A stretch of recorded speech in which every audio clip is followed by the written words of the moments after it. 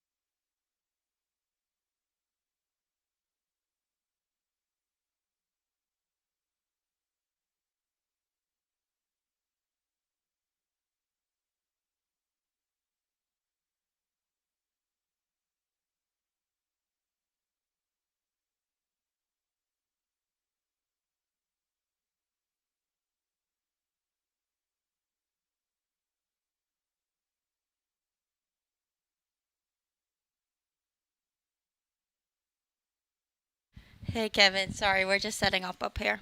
All good? You can hear me?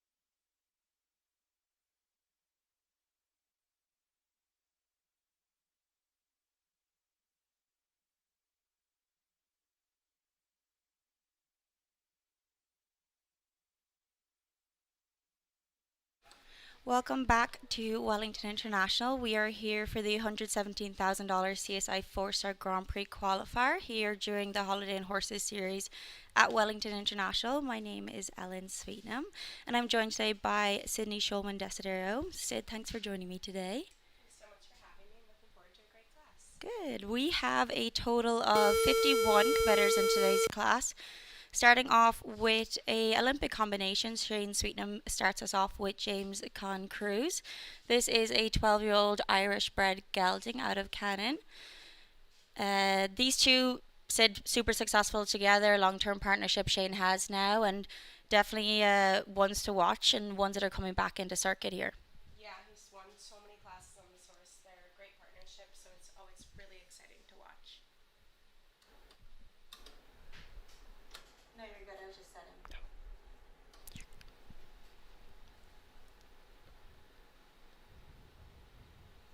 So Sid, looking at the course today, walking it, was there anything like stood out to you or anything that you're a little bit, what riders have to watch today? There's a couple of options in the course after 4AB. After this line here, going to the skinny, you can do 7 or 8 strides. He opted for the 7. This is a really big moving horse, so that makes sense. And then on the way to the triple, you can do 8 or 9. I'm assuming he's probably going to do 8 again, but maybe some people would do 9. And that's just totally depending on your horse, and especially going to that treble, you can come out a little bit to add that stride in. He did 9 strides, actually setting it up because it's vertical oxer. So he opted to add that stride to get the horse back and did it perfectly. He's making it look very easy.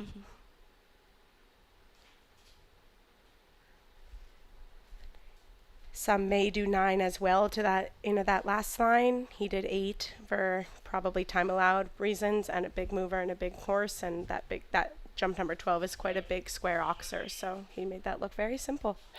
Yeah, Shane going in to our jump off, giving us our first clear.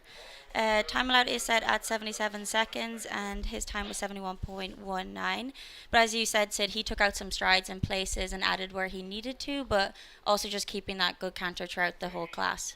Yeah, he started with a good lick and kept it throughout the whole course, like you said, and made it look very simple. And yeah, the only place he did that add was into the triple, where personally I would do the same thing. I think most riders will into that with the vertical into the triple with the oxer coming out. And then you were looking at that oxer at the 12, also that Dover oxer. It's also by the in-gate, which is definitely something people have to take into consideration coming down that line. Definitely, just so they keep the horses focused and they zone in. And Like I said, it's a pretty big square oxer there, so doing the 8 will just allow a little bit more room off that front rail, and then they could balance for that skinny, that last line, in 5. Second to go will be Lauren Huff. Oh, sorry, correction. Molly Ashcolly will go in second. She is aboard Lorena. This is a 9-year-old mare by Grand Slam.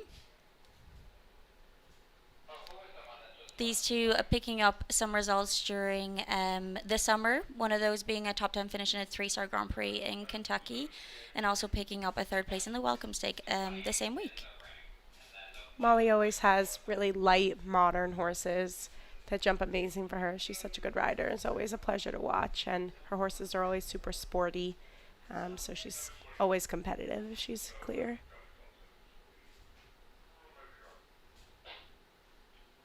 She's one I always watch, is very elegant in the way she rides. Very light and allows the horses to jump for her. That was a shame. Jumped up really high up front and just came down on the back rail of jump 2.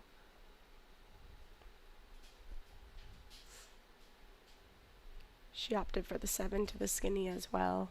I think the 3 strides is a bit long, so the 7 carries you into that 3 stride a little bit more.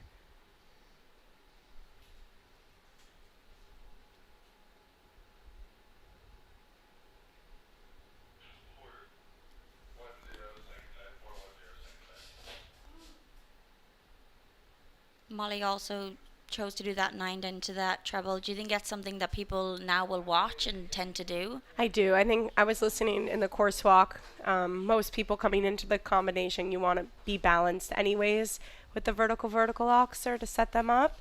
And most of the chatter in the course walk was to try and shape that in 9 a little bit. Just give the horses a moment to regroup so they're not too flat jumping into the triple there. Yeah, just that vertical, that Artemis Vets vertical at 2 coming down there, or oxer, sorry, coming down there for Molly.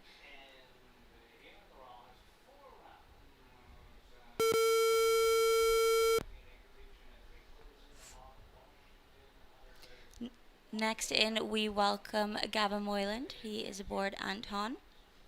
This is a 10-year-old Holsteiner gelding out of Action Breaker.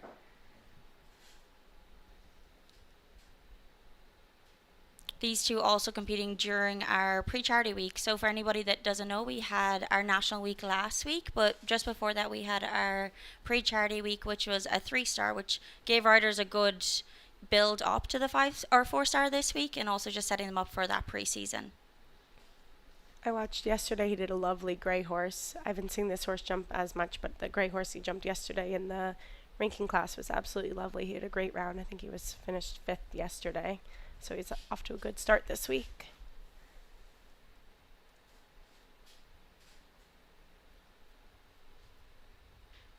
That 4 is a little bit long into the double combination with the wall off the short turn. You have to have a good wall jumper in order to get down that 4 pretty nicely. Otherwise, you're going to have to ride quite forward to that double.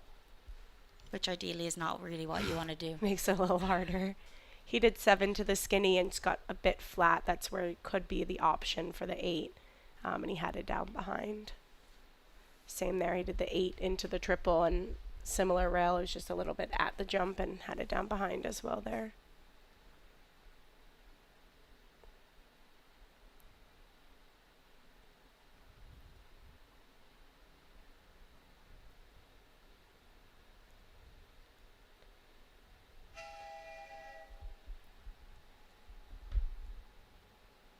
Just coming home with the 8 faults there, that middle part of that triple combination coming down, and as well as that skinny vertical at 5.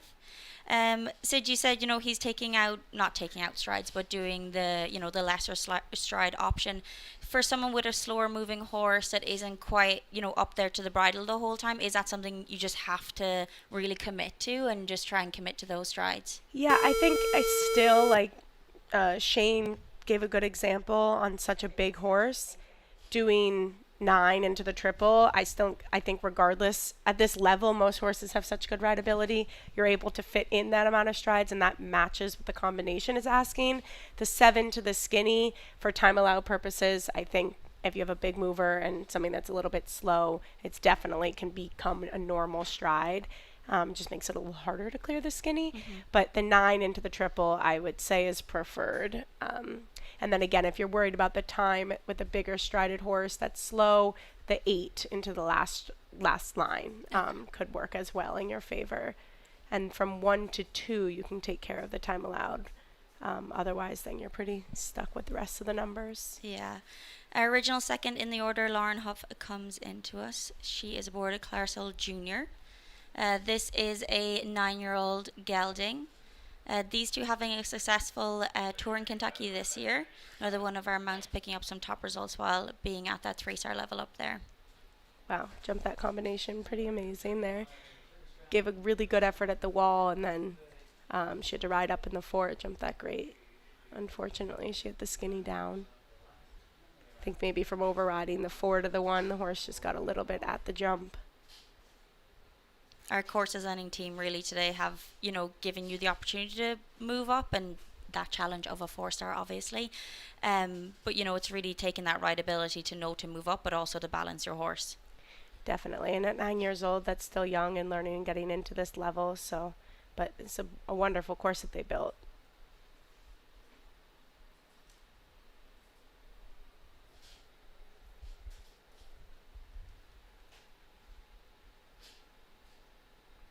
That was a really lovely round for a 9-year-old. He jumped that really well. I'm sure she'll be pleased with that. Yeah, just unlucky with that vertical coming down. Just coming home there with the 4 faults and 74.11. It's a great jumper. Yeah, very cute. Yeah. That's you said a 9-year-old here. It's a part of pre-season I always enjoy is that, obviously at the 1st of January, all the horses step up a year. So it's nice to see people's stock coming in of what they're building towards for season. Definitely. And now we can see, maybe we'll be having this conversation again at the end of season and seeing how these horses develop. So for sure. Next in, we welcome Vanessa Hood. Vanessa is aboard Clixico 17. This is a 12-year-old gelding by Kristan 25. Vanessa's one of my fellow Israeli teammates. I know her quite well, and she's been building up an extremely strong string of horses. I'm really excited to watch her this season and years to come. She's super committed to the sport and has a wonderful team behind her. So I'm really excited to cheer her on and hopefully ride on some teams with her group of horses that she has. Very exciting. As you said, she's a really nice string of horses that she seems to be developing over the last, 12 to 24 months. Yeah, she's put together a group of very scopy horses, team horses, speed horses, young horses. So it's an exciting future for her. And I can't wait to support and watch and, hopefully ride alongside her. Just having a beautiful round. This horse was previously ridden by Michael Duffy. And he used it in a lot of big Grand Prix. It has so much power and so much scope. She did it in the Europeans this year as well. It has gotten her to a lot of classes and levels and that she didn't have the experience or exposure to do before. So, and she great. has 12 months, a little bit over Yep. 12 months, right? Wow, And, that was to awesome. Yeah, it was such a nice round. Going clear there in 71.64. But it's nice to see, 12 months or 18 months together and they got to jump the European Championships during the summer. Do you know what I mean? Yeah. It's a real big step up and also showing her development. She was one of our pre-season riders with this horse last year. So it's cool to see their development over, 12 months or so. Definitely. She made light work of that. She rode that course beautifully and the horse jumped amazing. That was exciting to watch. Next in, we welcome Charlotte Jacobs. She is aboard Instrumental. This is a 10-year-old mare. These two together have had, plenty of success together, top placings in trying at the 5-star level before coming down to us here in Florida, as well as placing the whole way through the summer in Traverse City together. It's a super gamey, competitive type of horse. So if she is clear, then when she's clear, I don't want to counter out, then she's really fast in the jump off. This horse just looks so fun to ride and looks so in it with her the whole time, super competitive.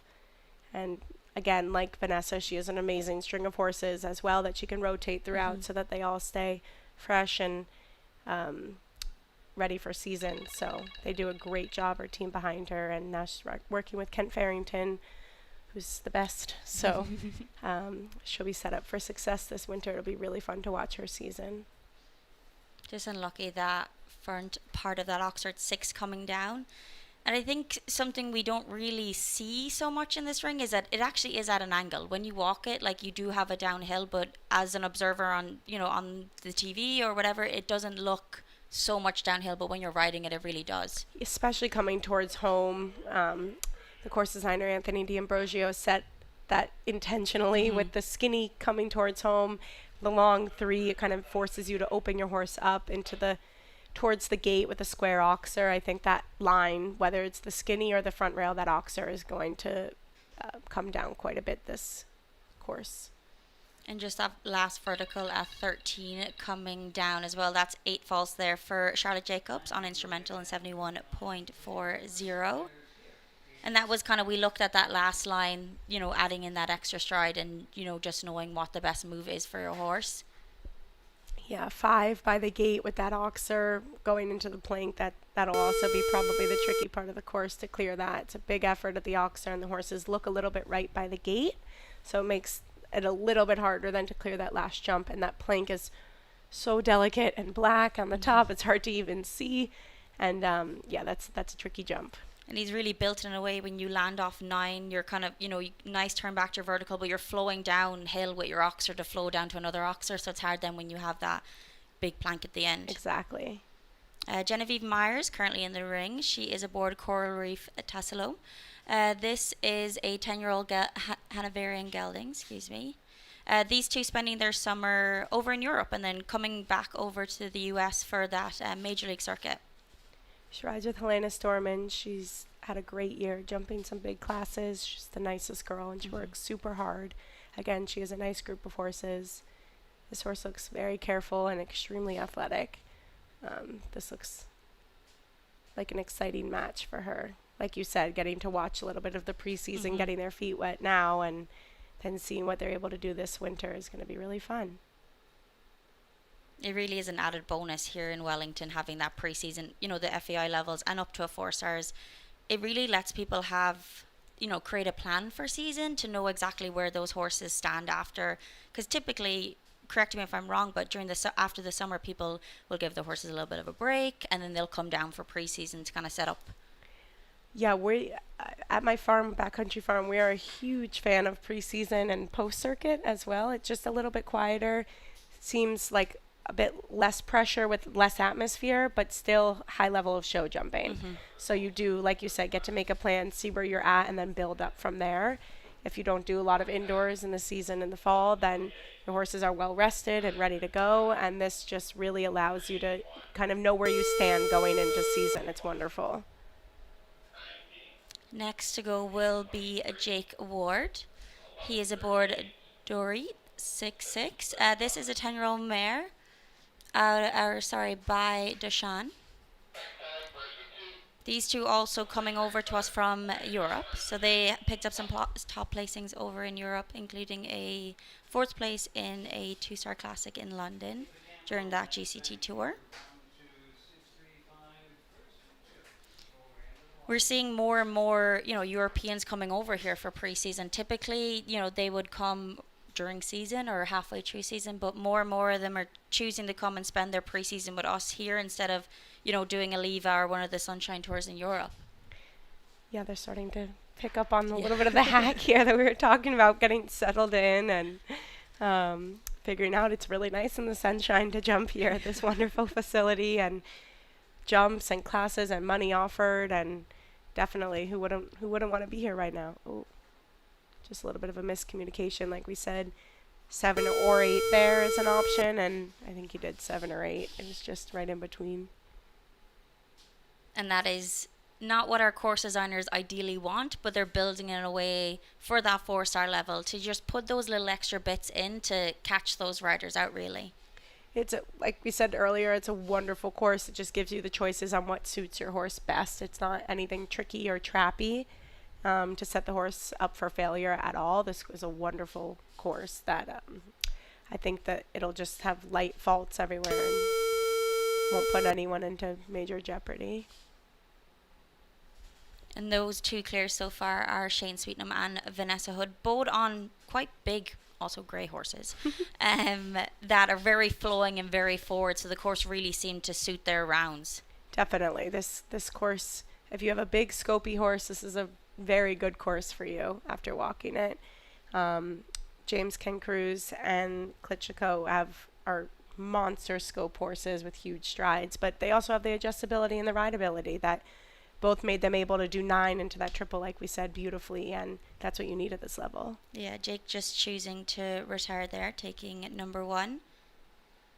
And that is really, both horses are 5-star horses, have jumped a very, very high level at that 5-star level. And that's what you really want out of a 5-star horse, is that it has the big stride, but you have the right ability to add when you need to, or extend and then be able to add afterwards. Yeah, you have to. At this point, with the modern courses and designing, you need the control and the rideability. Otherwise, it makes it extremely hard. It's already hard. Yeah. But next in, we welcome the USA's Tanner Crockin. He is aboard Khmer Quality Hero. This is a 12-year-old Irish-bred gelding by OBS Quality out of a Magician Hero.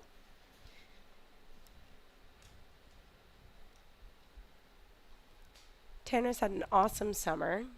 He's worked so hard, he rides so well, and he's the nicest boy, and it's so fun to watch him have so much success.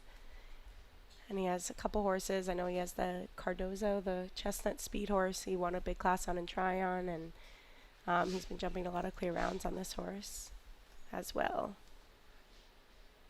I found since being in the US, you guys have such a focus on developing the younger riders and bringing them up and getting them to that 3-star level, or, so on and so forth, continuing on.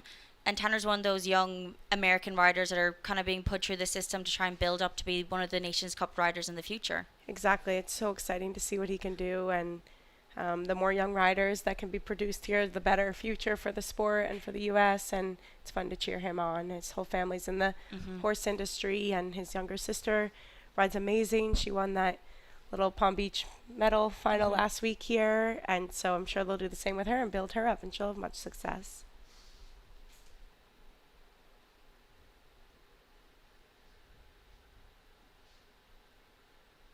Tanner finishing up there with the 12 faults and 74.41. Seemed like a very, very good round, just unlucky in places, and that's where the 4-star level kind of comes into it, really. Yeah, I think he'll come back for the Grand Prix, and the horse will be a little bit more paying attention a bit for the Grand Prix. And for that Grand Prix on Sunday, 45 of our competitors from today's class will qualify for that Grand Prix on Sunday. Next in, we welcome Tana Maria McCurry. She is aboard DAX 68. This is a 9-year-old Holsteiner gelding by Dicken out of Olympia J.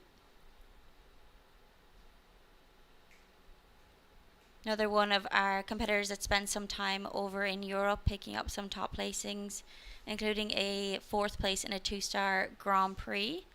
And then today, stepping up to that 4-star level. Is this a class you might see a few people jump the qualifier, but then choosing to not, elect to not jump the Grand Prix if they qualify? Probably. I think so. I think a lot of people seem like they're using their younger horse, like we said, pre-season to build up, or they'll use them and jump the Grand Prix and get a read on where they are at for season with their 9-year-old coming 10-year-old. They'll be 10 soon. So I think you'll see both. Most of these riders, I believe, have second horses they've jogged that they could be using, and we'll see probably a mix for the Grand Prix Sunday, whether it's a different horse or the same horse. It's always tempting if you jump a great round in the qualifier to use that same horse, but again, at 9 years old, a 150 here is a serious built course, so you could say, okay, we'll put them away, and that's plenty. But that was a great round. She'll be super excited with that. That was so nice. Yeah, going clear there in 71.56. Something we haven't really had a concern with, I guess, is the time allowed is set at 77, and we haven't really had anybody come close to it. Yeah, that makes things definitely a little bit easier for sure. Everyone's opting to go inside the standards down after jump 9, rolling back on the Liverpool. There's plenty of room, but if you had a horse that maybe studied the Liverpool, you'd consider going around. Now, maybe knowing the time allowed is lenient, you could definitely have that option. But it looks like most riders are just going to slip inside, and then that helps take care of the time as well. For sure. Next in, we welcome Olympian Erin Ballard. She is aboard Dior. We touched on people having a good string of horses. Erin's someone I feel like every time I look at her, she's on a different horse in the ring and producing them and, coming out with brilliant results. Yeah, her team at Alon Furter, they do an incredible job, and the amount of horses that they have, but the quality in all of the horses is super special and something you don't see often. Mostly, basically every horse she rides is amazing super quality and so competitive. This horse is so cool. She rode this one in Spruce at the Masters, and always pulls this one out for big weeks, and it's a phenomenal horse, and Erin is just like a pleasure to watch ride. She's truly gifted the way she rides. And to ride so many different types of horses, like we said, she's Alon's top rider, and she makes every horse just look so simple, and she does such a good job and is so competitive. This is an amazing round. The horse is jumping so beautifully. And she's able to get on any style of horse or any type of horse. So I've seen her come off a horse at an in-gate and get on a completely different style horse and be perfectly fine with it. Yeah, she's amazing. And like we said, Alon, his team behind her, and the way she's mounted is incredibly special and so cool. They do such a good job and are so competitive in every ring, not just this Grand Prix ring. Like this, she made that look so simple. That was an amazing round. But his horses in the junior ring and the young horse ring, like we said, developing as well, are all of so much quality. So that's exciting going into season for sure. He'll be stocked up. You're saying about, Alon and his barn and his such good quality horses, but, also he was the owner of Erin's mount for the Paris Olympics, and, it's really nice to see a very gifted rider being supported by someone who can get those big horses for her and allow her to jump at that top level. Definitely. It's incredible. He's done so much for her and continues to do so, and they're an amazing team together. It's fun to watch. Next in, we welcome Jad Dana. He's aboard Hitchcock de Dems. This is an 11-year-old gelding by Maurice Claudios out of a Calvaro mare. Jad is one of, if not the fastest riders in a jump off, hands down. He goes nothing to lose when he goes in there. He totally goes for it. So he's always so exciting to watch. Yesterday he was close. In the ranking class he was second to Niall. He's always someone I watch with it's very rare, I guess, now people ride with no martingale, especially at this level, and he's just so soft with his hands, and he is very, very fast, but he doesn't look like he's doing so much, which I find is, the best riders in the world don't seem to be super, He doesn't interrupt the horses, and he's learned that style from Leslie Howard, who he works with, and they just really allow the horses to do their job. They're not doing it for them, which is works for a lot of horses and does not work for some. But the matches that he has, and this horse just jumped so beautifully. But like we said, he really allowed the horse to do its job and not interfere, and that was a great round. Yeah, giving us our 5th clear there, 3 back-to-back. And our winner of yesterday's ranking class. Next, we welcome Niall Nassar. He is aboard SNL Maracana. This is an 11-year-old gelding by Lucky de Reverdy out of Discovery. This is a previous mount of Mark Blumen. Those two picking up some top results together, super fast. Niall, also another one with really fast horses. His style is very, sporty and fast, and he really is able to find horses that suit his style, and he's able to get good results out of. Yeah, he's, again, like we said, so competitive, and this horse was previously ridden by Marky Blumen, and again, super fast and competitive. I believe it's a newer horse in his string, so he's just stepping it up to this level as well. And yeah, he's awesome to watch. Again, he's had such good results. He went so many classes, and like Jad, super fast. Obviously, he was faster than Jad yesterday because he won. So He has such an ability to, in the first round, he always seems so calm, cool, collected, so soft with everything. And then he goes into a jump off and he can just like turn it on and be like a whipping around the place. It's kind of his personality as well. Like he's super calm and low key, but like also very competitive, Yeah. and so it matches. He seems just super low key. He'll win the $1 million Grand Yeah. Prix or win a 5-star Grand Prix and be super low key and humble about it, which is great. But deep inside, he's so competitive Yeah. and obviously can put it all out there at the same time.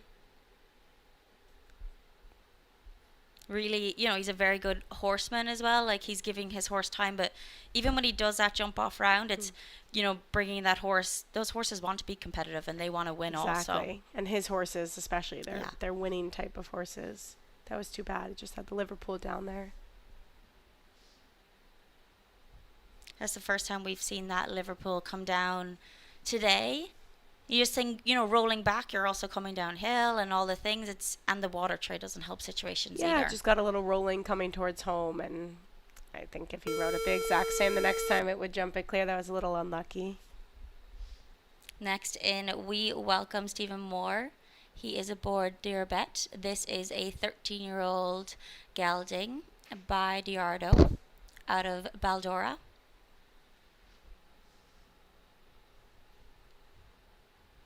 Stephen, one of the many Irish riders that we'll see over pre-season and season also here. Working with Dar Kenny at the Oakland Stables and Sales. Stephen just had a baby a week before I did, actually, exactly a week before. And so that's exciting. So he's managing and juggling a lot. Yeah. New dad on the scene. New dad on the scene, yeah. He rides fantastic. He's always ridden so well, and he teaches so beautifully as well with Tara's program, and he works super hard, and it's always fun to watch him in the ring and have great success. It's great to see him at that 4-star level as well. You know, typically he doesn't really seem to have the horses. As you said, he's so excellent on the ground with clients and, you know, with those horses and getting the best out of all the horses. He doesn't typically have the opportunity to come into the ring and jump at this level. For sure. So it's always really nice to see him in the ring, and he's more than deserving to do so, and he belongs in this ring. He's fantastic, and he did a great job with Teddy Vlock and his horses when Teddy was riding, and so it's really nice to see him be able to be out there, like you said, and get that opportunity. And at Oakland, they have such a good program with everything, and they have such a good list of clients, but also always producing super results. Yeah. That was a great round. Yeah, beautiful there, Stephen, going clear in 72.94. Beautiful round. I feel like our clear rounds are making it look easy, obviously. They are. But again, like we said, this is preseason leading up. These are real high-level 4- or 5-star level horses with great riders as well. So not surprising that we're getting a lot of clear rounds. This is a very heavily stacked group for a qualifier. This could easily be the same group of people during season and have the same amount of clear rounds. Next in, we welcome Peter de Brabandier. He is aboard First Choice HT. This is a 14-year-old gelding by Favorite Ask out of Confetti. This horse actually competed at the Young Horse Championships in Lanaken back in 2017. And these two picking up some top results during the pre-charity 3-star week here in Wellington.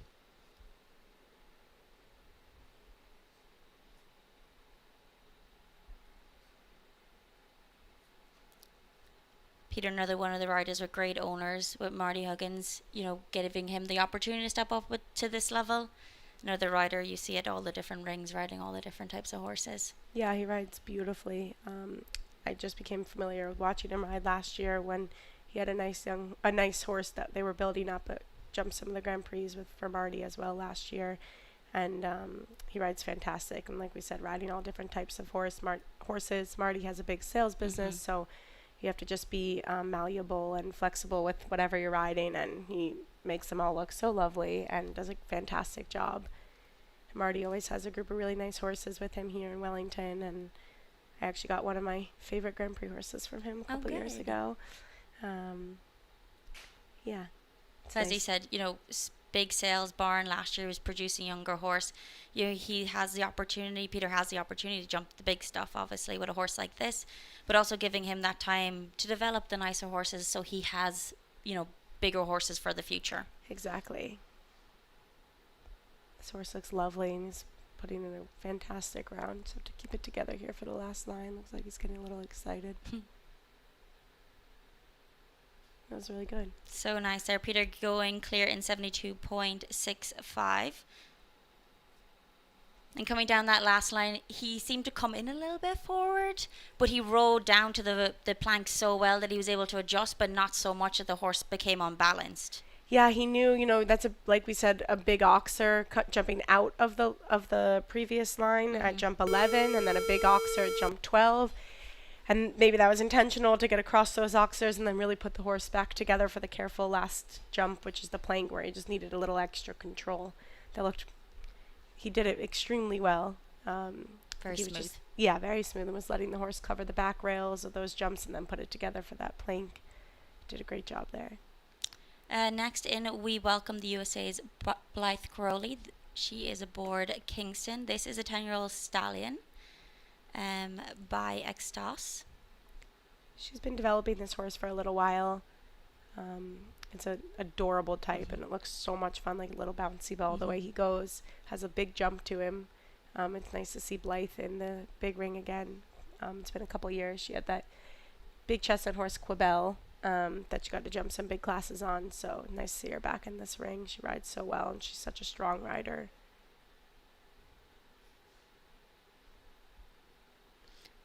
Keeping those top horses for riders is the most difficult thing to do, really. And also when those horses reach their time of retirement, trying to replace them is near impossible these days. Just keep a string coming up behind you is, like we said, hard. That's kind of the pipeline of the young horses, having them, but easier said than done.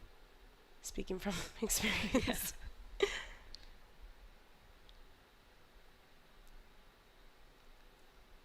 I mentioned how Peter's horse had jumped in Lanaken. Obviously, in Europe, it's a big emphasis on developing younger horses. We have a lot of young horse classes, and obviously Lanaken is the biggest young horse championship in the world. But, the US is slowly starting to go into that direction. Typically, you guys aren't known for breeding of the young horses, but it's definitely something with, the young horse championships that goes on in Traverse City and all the support that is coming from USCF. It's something you guys are developing more and more. Yeah, it's exciting. For a little while, it was a little concerning with the young horses and the divisions here, and it was just the cost of bringing the young horses around, and then the classes that were offered weren't really enough. But I think a lot of the shows, and as well as the Jacobs family with their young horse scenario, and Spy Coast, and a lot of people bringing up and developing horses that they are breeding either here or in Europe and then bringing over a little bit earlier. They're really trying hard to put some effort into it, and it's really nice because we want our horses with us to develop them, to start the partnerships and give them the exposure and experience. So it's nice that all the shows now in the U.S. are starting to offer a bit more for those young horses to be developed. Yeah, and you mentioned, Jacob's family with Northstar Joan, very focused on those young horse development, and she obviously has a lot of experience, growing up in the industry. They spent a lot of time over in Europe also with younger horses. So it's really, the sport needs that support from people like the Jacobs and, their generosity of promoting it and keeping it involved in the industry. Definitely. Currently in the ring, we have Peter Lutz. This is a very spicy horse. I really like this horse. It always gives him a great effort, and it's super game and very scopy and qualified for this. And he's having a great round. He just got a little bit flat into the oxer, out of the 4 stride from the wall early on in the course, which is unfortunate, and he had that back rail. Otherwise, having a great round. He's a beautiful rider and does a great job, and is also super competitive in the hunter ring as well, and he's just beautiful to watch all around. His horses always look so nicely cared for and put together, and they always perform really well if you keep an eye on him in all of the rings. He's normally up there in the results in the top results in the hunters and the jumpers, which is hard to do both extremely well. And their team, definitely with Peter Lutz and Mary Manfredi, do a fantastic job. And that really is, you have to have a good team at home, no matter who you are or what horse you have. You really have to have that team at home to keep on top of everything and making sure that, the horse is looked after correctly and all that. Definitely. I have an amazing team behind myself at our farm, and I could 100% say I cannot do it without them. So it is extremely important to have a good team behind you and do the behind the scenes and at the ring, and you can't be everywhere at once. So it's very necessary. Ansgar Holsker Jr. coming back to us with Pexel K. These two spending their summer in Europe, touring a lot, picking up some top results. Onski really going, spending that time in Europe and developing his knowledge, jumping on some teams, and really another one of developing a younger US rider to, hopefully jump on those Senior Nations Cup teams. Yeah, he has a lot of good results on a lot of horses. Like we said, he has a great string of horses, but this one, he gets a lot of top placings on. It's super competitive and careful, and it just jumped that 4-stride line incredibly down there on the end. He made that look easy, and he's always been a little bit riding above his years of his age. He's jumped some big classes at a young age, and it's shown the experience now at him in the ring. He looks like just as good as the rest of them that are super experienced, and it's fun to watch him. Super cool all the time. I've watched him under pressure. He won his first 4-star Grand Prix on the grass last year, and just calm, cool, collected all the time. That was too bad. He just gave the horse a little feel off the ground, and it jumped really well up front and then just came down behind on the back rail. Just that one oxer coming down there for Ansgar Holsker Jr. And we talk about him being calm, cool, and collected, but when you have a little bit of a hiccup, or he had that oxer down, he still is able to keep his head and come down to the last line, knowing he has to ride it quite well and not just to lose focus and get frustrated. It's definitely hard. I always say to my students, like, you can't let one mistake turn into 2 or 3 or 4. It's so easy in the sport to just shut down a little bit once you have one mistake or a rail. But there's so many more things to build off of for the rest of the course, for either the next day or in 2 days or the Grand Prix or next week. And one rail, if you watch the sport, even 2 rails is more normal than a clear round. Yeah. So you just have to stay focused and stay zoned in, because I'm sure now he'll come back, and that was a beautiful round for the Grand Prix coming up on Sunday. Yeah, super confident to, still go into the Grand Prix on Sunday. Definitely. Next in, we welcome the USA's Hallie Grimes. She is aboard Caroline of Balmore. This is a 15-year-old mare by Diardo. These two picking up the under-25 league win last year, as well as picking up the win on the Derby field. Yeah, this horse formerly ridden again by one of my teammates, Ashley Bond, for Israel, and she won the Rolex Grand Prix out on the grass a couple years ago on it here in Wellington.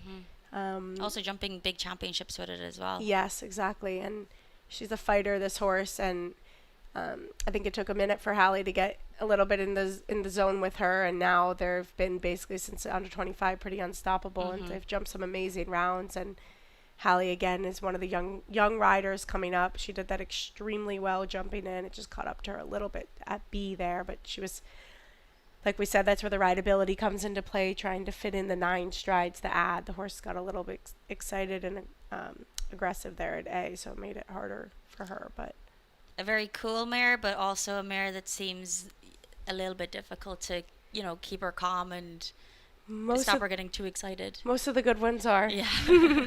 She's jumping incredible. That was too bad. She jumped the rest of it amazing.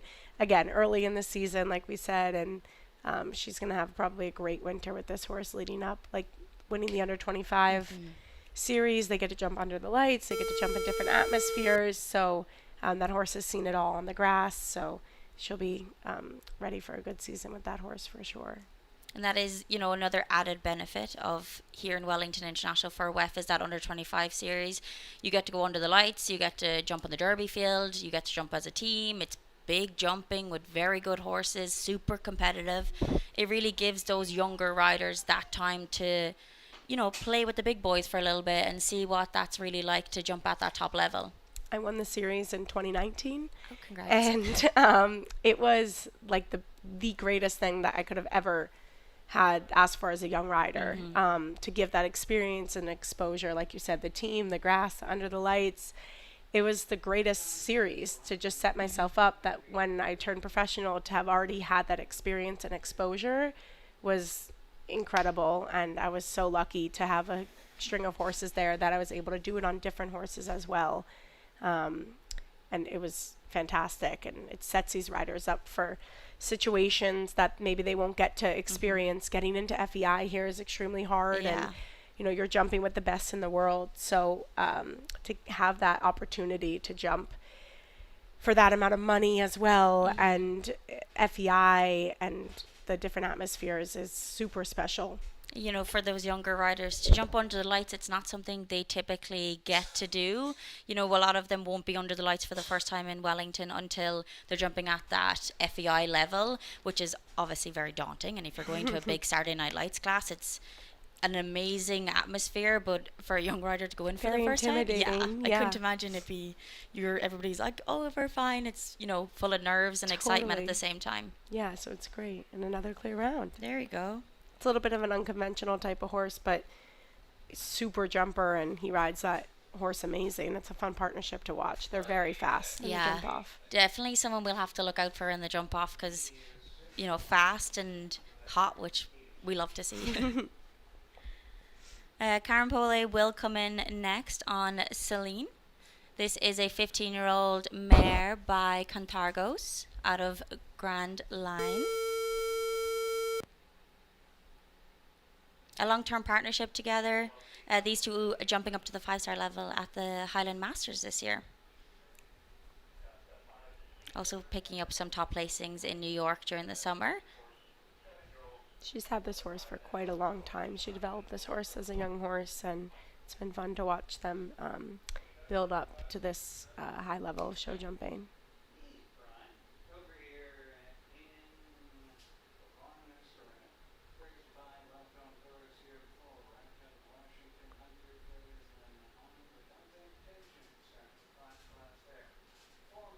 This horse, also, if you can see, goes with no back boots behind.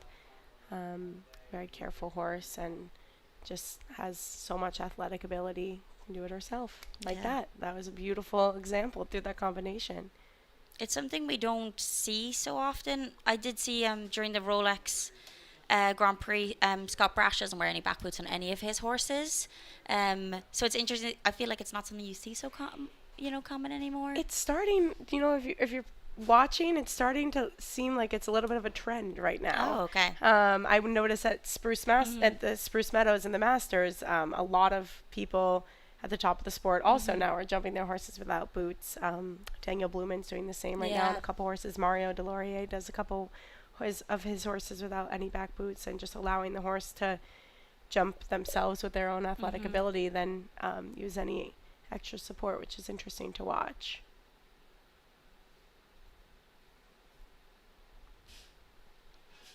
That was great. So nice. They're going clear in 74.92.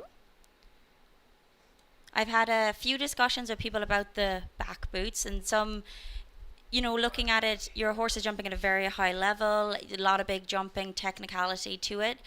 Do you think back boots, even, putting on brusher boots, is something people should look at doing just to protect their hind legs a little bit more? Or do you think that, those horses are kind of able to get their legs out of their way? I personally always just like a little bit of protection, not to enhance the jump by any mean, but just to have any protection if I make an error or if the horse trips or stumbles. You never know, just to have some extra support.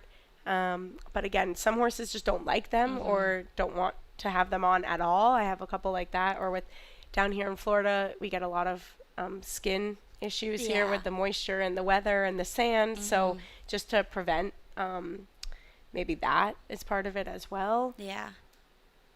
Next in, we welcome Blissiers. She is aboard Ferran de Mec. This is a 10-year-old stallion by Carnjo, out of a Cannon mare also. This horse has a great expression jumping through the course. Looks very eager to do it and really happy and looking at the next jump, which is important. Wow, it jumped that amazing.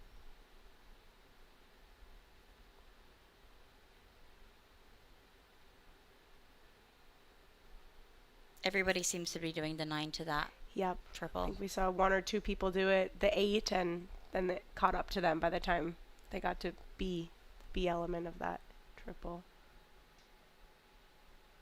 You know, our course designing team doing such a good job, but that extra element of technicality for that 4 stars, you don't really have time to take a breath. Correct. You know, what if you take a stride out and you're trying to collect yourself, if your horse doesn't have that rideability, it's quite difficult to find your time to do that.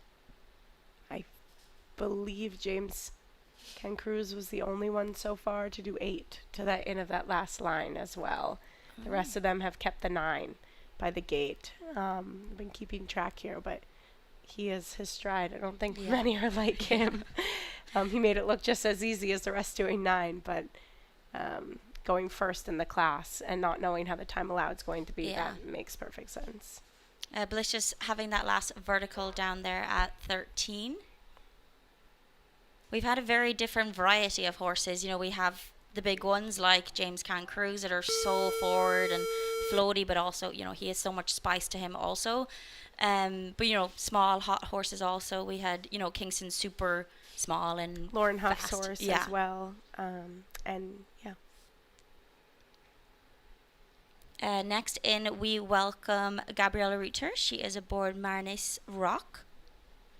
This is a Irish sport horse mare, 15 years old, out of OBUS Quality.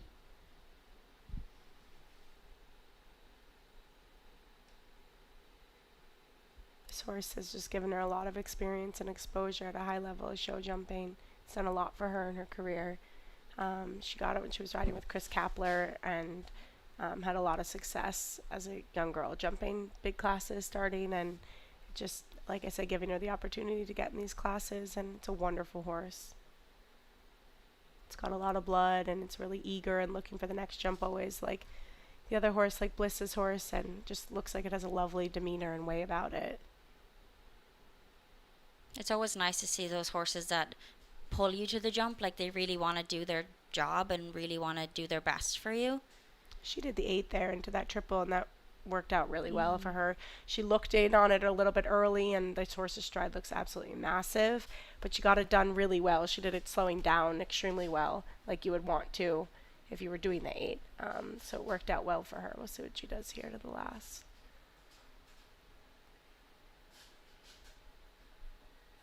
She opted for the 9 there, just to put the horse together. That was a great round. Yeah, really nice there for Gabrielle Reeder, going clear in 72.79. That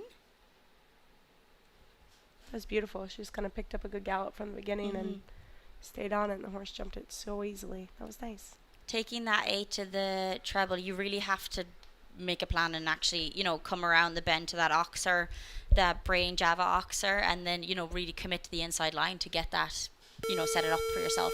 And it looked very intentional. She stayed out a little bit, maybe deeper into the turn there to the Liverpool BrainJava jump, and made it look very intentional that she was immediately going to do the 8 strides because it suited her horse obviously better, and she did it extremely well. And that's a joy of, you know, she's 24th to go. She got to watch a few. Yeah. She got to see what horses are like her horses, the style, and made a plan. Next in, we welcome Ashley Vogel. She is aboard Otis Blue. Otis is an 11-year-old gelding. Previous mount of trainer Shane Sweetnam, jumping up to that 5-star level with Shane. And also Ashley now competing at the 5-star level with Otis. The two of them growing together over the last year or so. It's a fun combination to watch. This horse always gives like a maximum effort at the jumps. It's a beautiful jumper to watch, and like we said, they're a good pair, and yeah.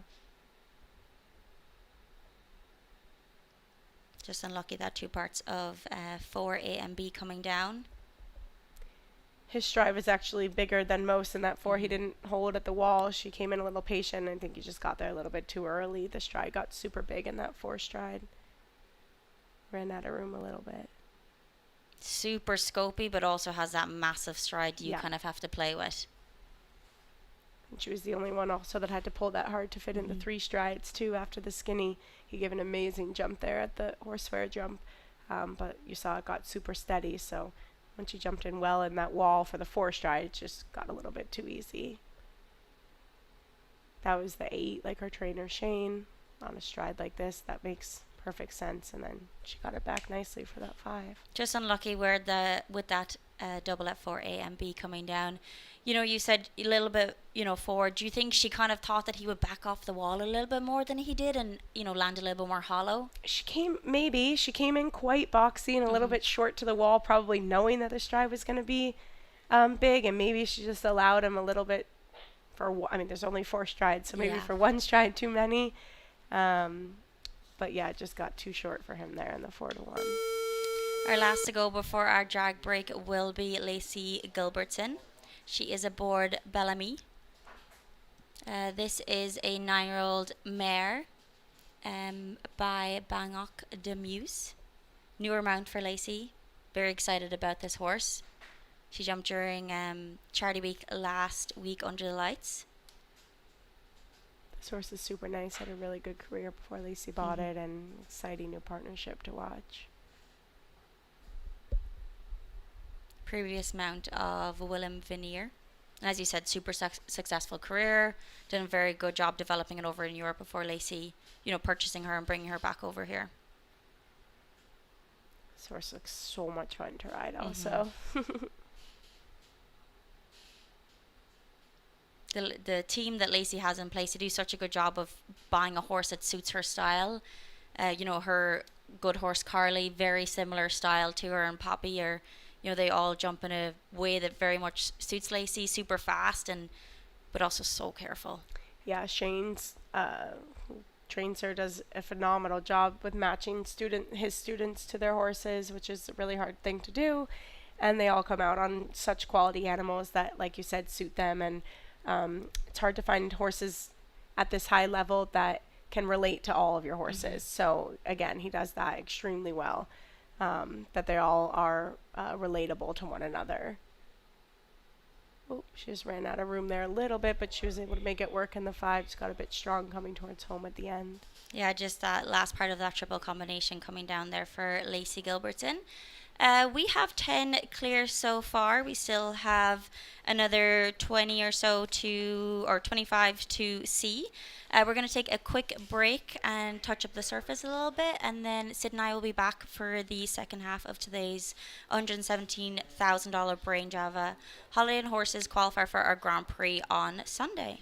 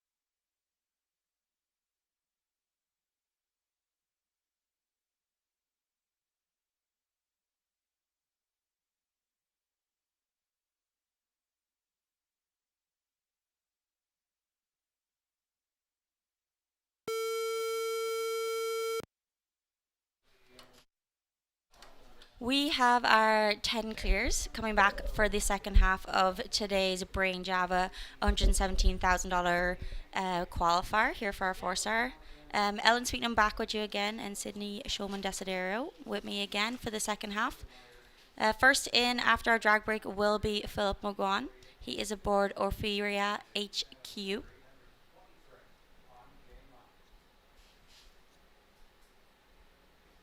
These two, another super fast mount, good results together. Have jumped up to that 5-star level together. Long-term partnership for Philip. Yeah, Philip's had so much success this summer. He's won so many classes at Hit Saugerties and Old Salem, and with Evergate Stables behind him. He has a wonderful group of horses, and it's really fun to watch him in the ring. And yeah, this horse, they've gotten along together great. They were super successful last year here in Wellington as well. And so I'm sure he'll have a great season ahead. He's been on quite a roll, so it's cool to watch. It's fun to cheer him on. He's rides so well. And we spoke about, Elon further with Erin, but also Evergate with Philip, a younger Irish rider getting the opportunity to step up into that big ring. And they've given him really good horses over the last, couple of years he's been with them. Yeah, it's a cool opportunity, like you said, and to see him out here in the ring. And him and Niall switch horses a lot. So it's actually fun to see who he's doing, and the horses just jumped fantastic for both of them. That was a great round. Yeah, Philip giving us our first clear after the drag break, going clear in 72.34, so nicely inside that time allowed once again. Giving us our 11th clear, and as I said, first in after the drag and our first clear. Adrienne Sternlick will come into the ring next. She is aboard Los Angeles Delicacy. This is an 11-year-old gelding by Los Angeles.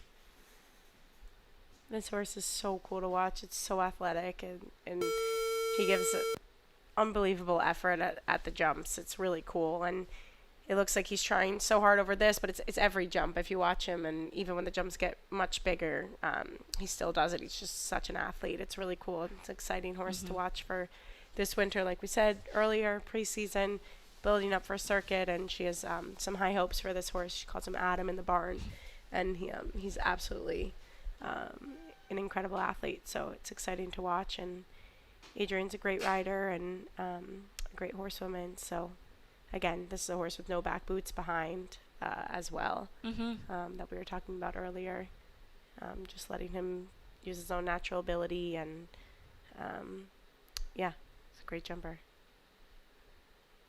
Adrienne seems to be developing her stock and, building them towards that higher level, but also just taking that time. I felt a lot, during last season, she has really, really quality horses, but just taking her time before stepping them up to make sure that, they're all good together and making sure they have a confident ride. Yeah, Adrienne's amazing at taking her time. She really gets the whole process of it, and the whole, it's not just go in the ring and show, and as much as, believe me, she wants to be in there at the highest level all the time after having older horses that she had for quite a while in her career. So she really gets the whole process and the overall picture and the big picture of the sport, and brings these horses along and only steps them up really when they're ready, which is nice. That's really the catch-22 of developing horses is, picking the right time to set them up and spending that time at home and developing them. And even though you might really want to go into the ring and you have a super good horse you think can jump a 4-star, but you picking the right time to bring it actually into a ring, especially a ring like this, is quite difficult. Yeah, for sure. And even though they're capable, it's more the mental side of it, that the horse has to be ready, and that you're not frying them or doing it too soon, and teaching them. And now all of the Grand Prix and all of the classes are quite big everywhere, so you really have to feel you're over prepared and over ready, which is hard because there is always going to be a first time for them. Yeah. So it's hard to pick and choose when to do it, but like we said, Adrienne knows her horses so well. She really takes her time with them, and she's done a great job. So she knows when it is time to step them up. Yeah, and that's a real, hats off to her. She obviously has jumped at the very high level, and for her to understand also that, okay, we have to take a bit of a backseat and develop these before, no matter how much she probably wants to be inside. To be in there, Alexandra Worlington in with us now. These two have competed on Senior Nations Cup teams together. You know, a long-term partnership together. Another horse that was developed through the young horse system in Europe, in Ireland, competing at Lanarkin. This horse has been a horse of a lifetime for Ali. She jumped her first 5-star Grand Prix on at the Hamptons, was clear of the time vault last year. It's really an amazing horse. It's small and has its own way of going, but they really gel well together. And what she's accomplished with her boyfriend Declan McGarry, and they've done a fantastic job as a team together. And another young American rider, they've built up a string of horses for young horses and have made them up, and it's really cool. It's so much success with this horse. It's very exciting to watch, and so much to come from them as well. It's a type of horse, the way it rides isn't something we typically see, and the way it's built is a little bit short and stocky kind of. But she does such an excellent job, and you know, her and Declan, as you said, have really found the right tune for her. Yeah, and just the way of going, whatever it is, and she's an extremely tall girl. So again, the two of them together, you probably wouldn't think that it'd be a good match, but something about it, they just gel so well together, and the success they've had has been incredible. And this horse is, even though it's small and short and stocky, it's some athlete, the way it just flies over the jumps. The way it like picks up its front legs and just like pops off the ground is so cool to watch. It is so cool. Next in, we welcome Michaela Langmeyer. She is aboard Giselle NS.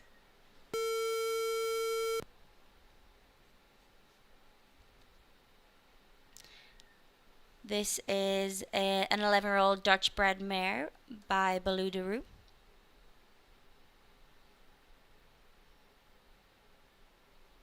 I know he's just said it about Ali, but time and time again, another young American athlete. You know, today's class seems to be really stocked with, you know, younger riders getting their exposure in a 4-star, jumping the qualifier, good jumping, good horses, you know, giving the opportunity to see what they're made of, really. Yeah, Michaela has always been an amazing rider and true American style of riding as well. Her parents are both professionals. They do an incredible job. I've known Michaela basically since she was born, watching her ride. And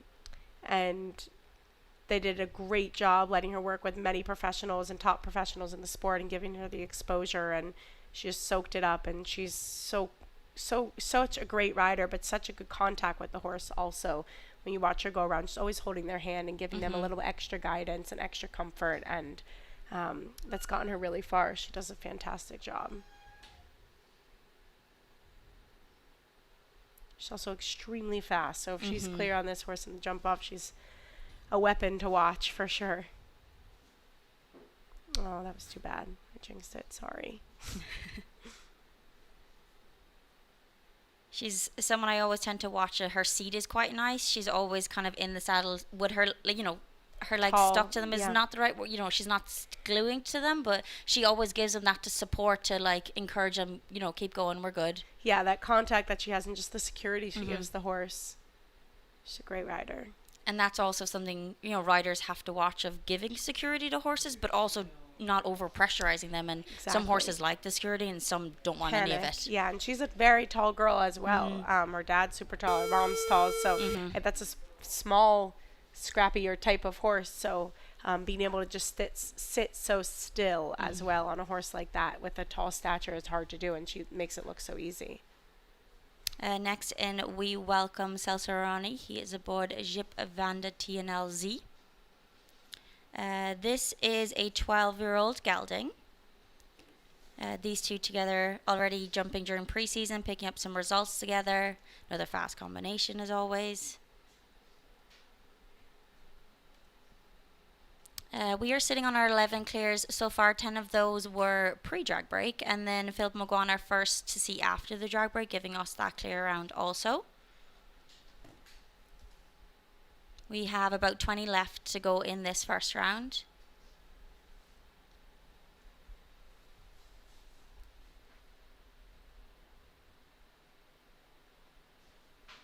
You mentioned about, you know, Michaela growing up with as a trainer's kid, getting the opportunity to ride different horses with different professionals, that's something that is really an added benefit for those trainers' kid. They might have to ride, a lot of horses in one day, but they also get the exposure to ride all different horses from all different walks of life from the minute they start riding, really.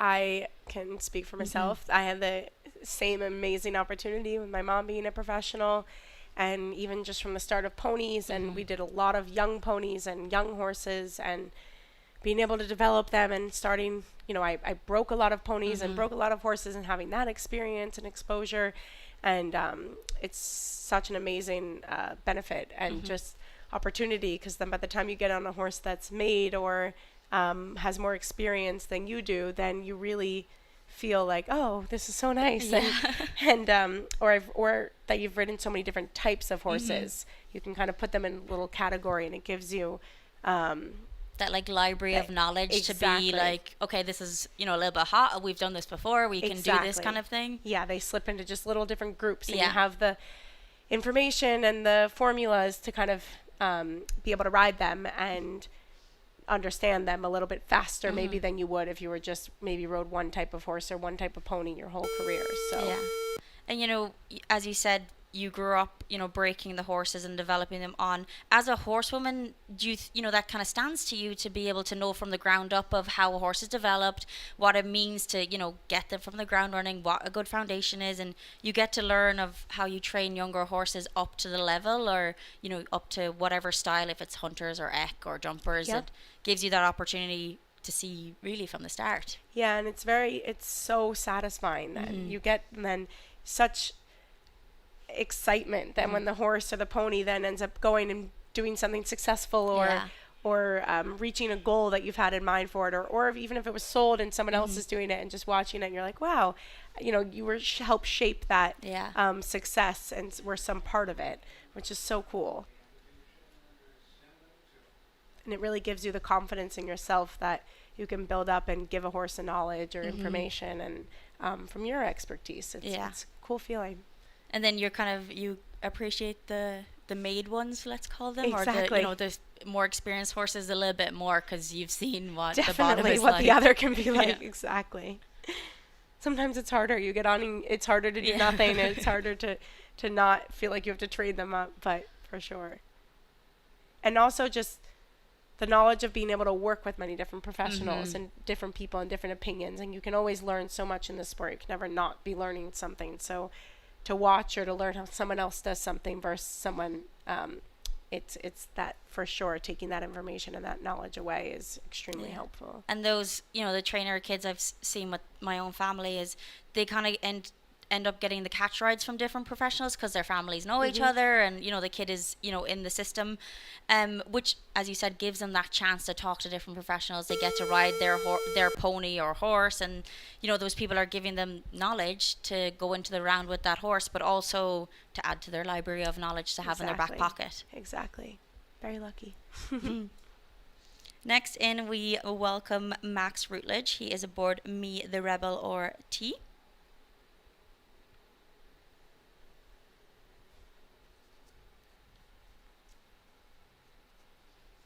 These two spending some time in Europe, also one of our European riders choosing to come over to us for pre-season. Max did come over to us pre-season last year, also interestingly enough, and did pre-season with us, and then proceeded to jump during season, as well as touring around Florida a little bit to get that jumping underneath his horses in the US.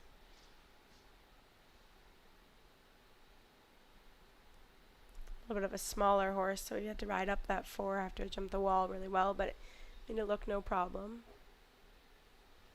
It's a great little jumper. It's cute. Yeah, very. Max is a very strong rider. He's super accurate, and like we were talking about with the contact with Michaela, he's very secure around the horse and really gives them guidance. With a younger horse, it's so important to make sure I feel like no matter what horse, they always kind of need a little bit like, you're good, you got this.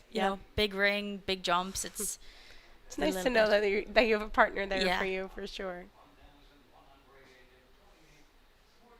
I'm sure as a rider jumping this high, also to feel that connection underneath you is quite nice. It is. Just too bad had A of the double and just the front rail behind at jump 11 and 12. Just a 16 false there for Max, but overall super positive round. As you said, a younger horse, climbing up the ladder into, developing that time here. We briefly touched on it earlier, but though we were talking about developing younger horses in Europe and how much more cheaper it is in Europe than it is to show over here and develop those younger horses, because entries and all that kind of stuff tend to be a little bit cheaper over in the US, or sorry, in Europe. It's something, we've seen more and more Europeans coming over here during season and pre-season. A lot of these guys are coming over to hopefully sell a horse or bring a string with them and develop them. That's really has something Wellington has created, is Europeans are able to bring over the horse, their sales horses, and try and sell them over here, which also might eliminate the cost of flying a horse from Europe for the American riders. So one little cost, deducted from it. And it's also nice because they get to show them here and see all that stuff, and the people they bought them off are able to stand and watch and give them that extra pieces of information about the horses. It's really nice to be able to have that to tap into here in Wellington. We always say that it's a great time to buy horses when we come down November, December, January. You have new people and new strings of horses. A lot of people bring, like you said, sale horses over. So it's really nice to have it like in our own backyard. Yeah. The opportunity to be able to try horses that you wouldn't be able to fly over for so many reasons. And it's great. Currently in the ring is Delaney Flynn. She is aboard Cassina. These two a long time partnership together. Just coming down with that middle part of the combination. Delaney, one of our riders that previously rode for Marty Huggins, as we saw Peter earlier on. Creating that education for her to ride all sorts of horses. Yeah, she's been working for Chris and John McRae for a while now, and they give her this horse to ride that Chris had been previously riding for a little short time, and they've been a great partnership together. And again, like what you're saying, like in Aaron and Peter, it's a great opportunity to have her be able to be in Steven, like in the big ring on these horses, and where it's very hard to get to anyways, and then to have the opportunity to do so is fantastic. And that's a wonderful horse that she's gotten to jump at some big classes on. Next in, we welcome Rupert Carl Winkelmann. He is aboard Amado.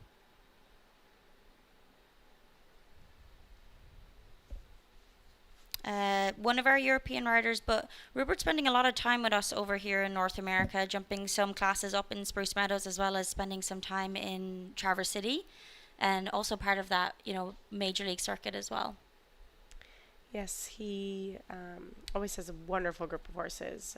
He won a Grand Prix in Tryon this summer, and on a really competitive horse, and I believe his girlfriend Tanamaro was clear, so I'm sure there's some competitiveness coming into play here.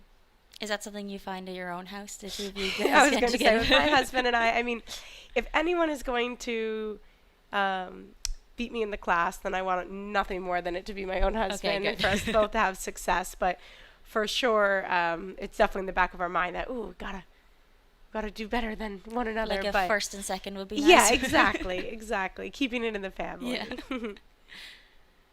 I want nothing more than for both of us to have a great day. Which is would like to be on top. Yeah.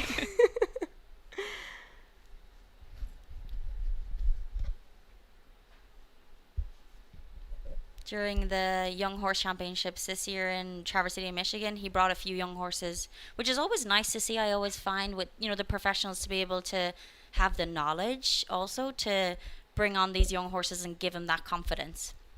For sure, it's a whole different aspect of the sport. You have to be so patient, take your time, and know and understand how to build up a young horse. And, do you go fast this one day and then train the other day and just give them the information and just kind of be on their level and their playing field rather than thinking too big picture too soon.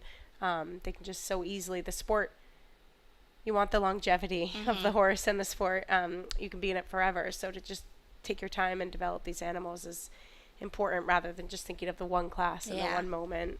Because for those young horses, it is a very intense period of time from like the age of a 5-year-old to an 8-year-old before Yeah. they get to this level. Because you're trying to educate them, you're trying to do your rideability, but you're also trying to like teach them how to jump big jumps and also have the rideability and be able to go And be fast and turn. competitive. Yeah. But you're also, you can't overload them, so you have to Exactly. do a block and then tend to throw them out in the field for a little bit, give Exactly. them that mental break.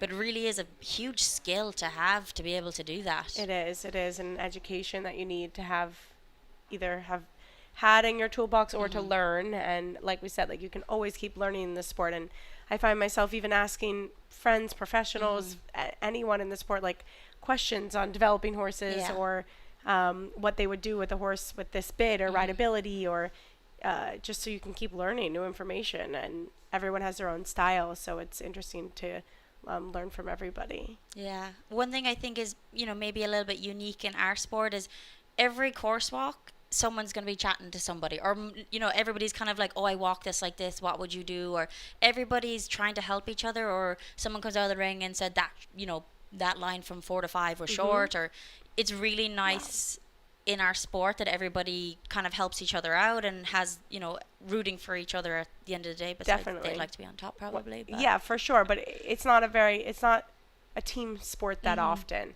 besides your team behind you. And, Yeah. and when you're on a Nations Cup team, it's very much a selfish sport. Yes, yeah, totally. So when you you and can your horse rely at on the end of the people, day. exactly, when you can rely on people and friends and people that you trust to give you the right information, it's really nice to be able to lean on someone. Wow, this horse is jumping incredible. I'm not super familiar with this pair, but it's giving an amazing effort here. Yeah, Tara coming home. Oh, that was too bad. So unlucky there. Just that vertical coming down there. That top plank of that Palm Beach Equine vertical at 13. Very fast for Falter. Our fastest as of now, and slots in to 13th place.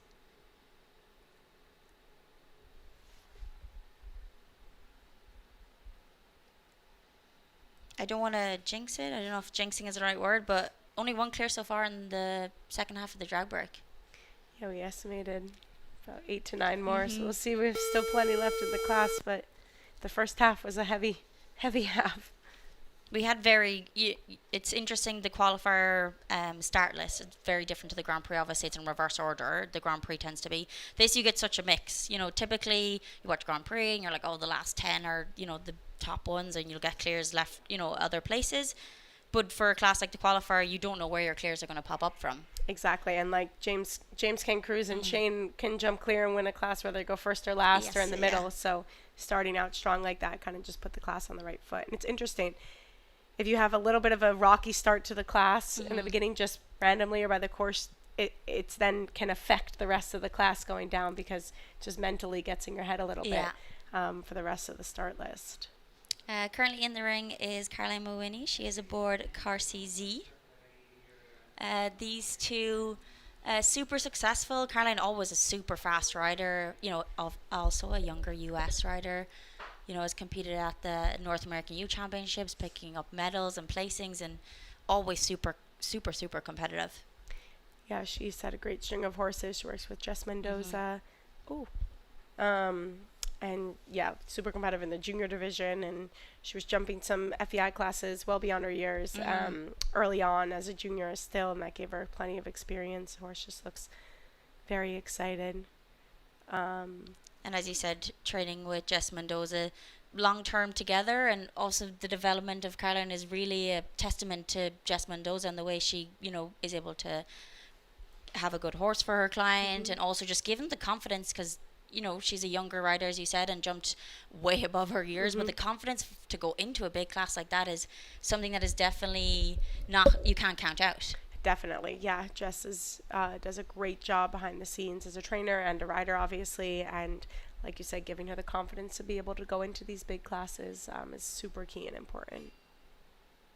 And the right horses. Yes, for sure. That's always a plus.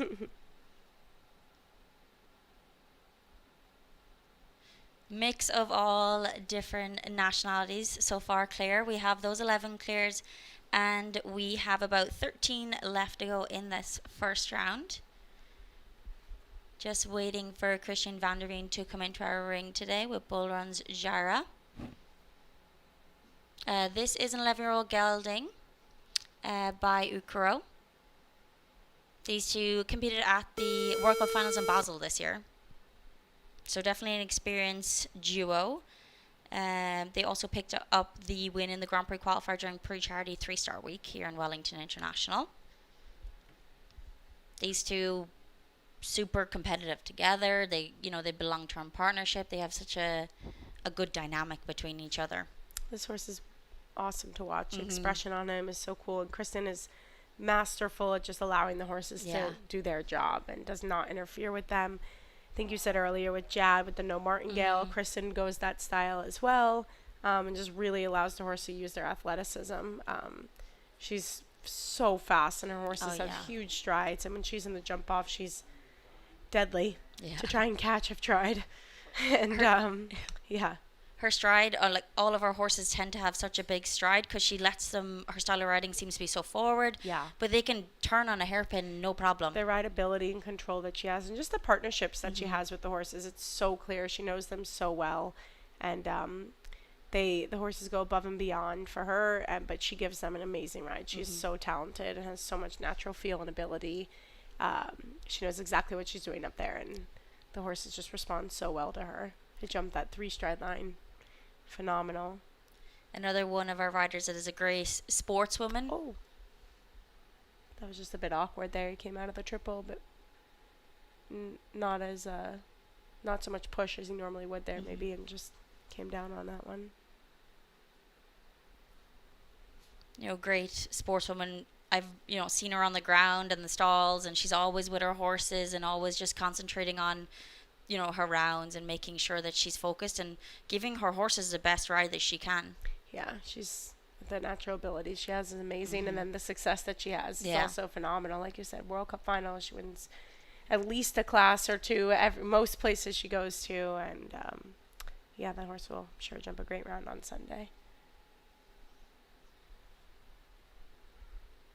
Next in, we welcome Daniel Blumen. He is aboard Melina. This is an 8-year-old mare, out or by Agnex de Souris. Seems like a newer partnership for these two together. They were the winners of a 2-star speed at the Highland Masters this year, as well as picking up some top placings in Traverse City. Another one of my teammates here.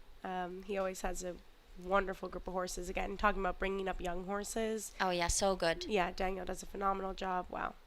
And he always has like a pipeline, a string coming up behind him. So when he has the top level horses and a little bit the experience, and he's also at the same time building up the young and up and coming, which we said is extremely hard to do, but very necessary in the sport. And he seems to have that system down between all of his cousins and brothers and everyone in the sport, like the sharing the horses, but they all help one another develop them. And they have a great camp over there. Everybody seems to have their role that develops the whole program in the future. Yeah, and Daniel does a fantastic job at the highest level, but then again also with the young horses. So he's an amazing rider, and the success he's had is super cool to list and to watch him have. So it's always exciting to watch him in the ring. It's always, I find, a great sign of an athlete who can, maybe give up their good 5-star horse and go into a 5-star with a lesser experienced horse to develop them. But that's a big, if you have a super good 5-star, it's kind of hard to be like, okay, I need to bring in this other horse to develop it, or in 4 stars, 3 stars, etc. But he does such a good job of stepping them up and seeing if they can test it, and being able to make a plan from that, but sacrificing the better horse for the 5-star or the bigger classes, which is a huge, great sign of an athlete, really. Yeah, and smart. Yes, for like sure. You said, like we said earlier, again, they have to have a first time. Yeah. So if you put your old steady Eddie to the side and bring up the younger one, there is a time that they have to do it too. So that was great. That horse looks super exciting for the future. Next in, we welcome Marie Delorier. He is aboard Janelle Dalabry.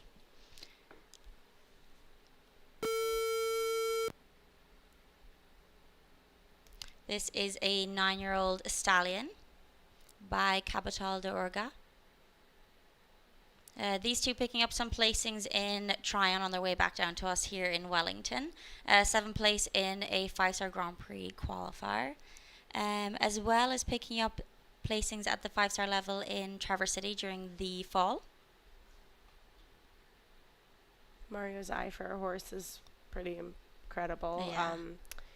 Again, as young horses, picking them out, between him and his daughter Lucy, they always have super nice horses, and go slowly developing them as well. But he always seems to have something very special jumping at the highest level, that he finds himself and develops, and it's always cool to see what he comes out with for the next season, or that the horse that he has in his string, because they're always so athletic and amazing jumpers and have all the parts to be superstars.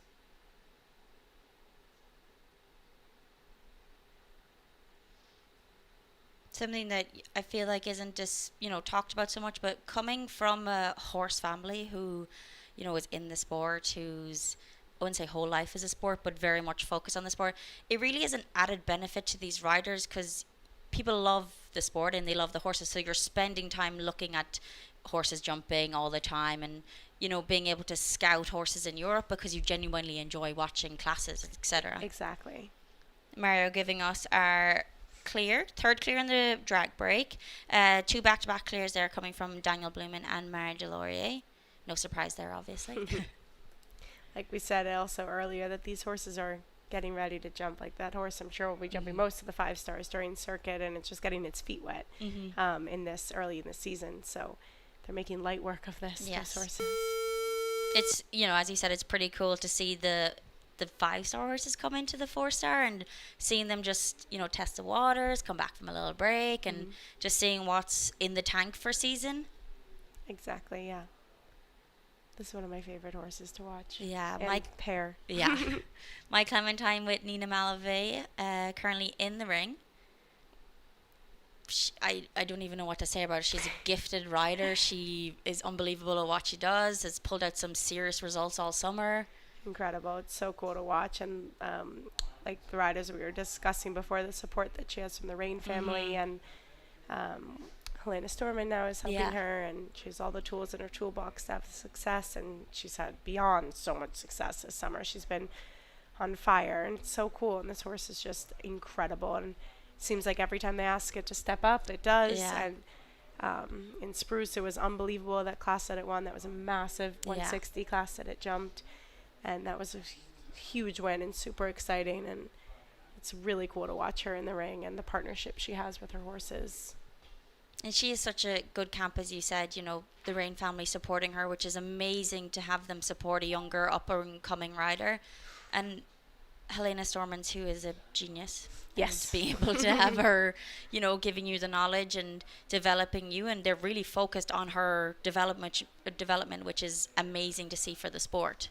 She actually did 7 there to jump 9.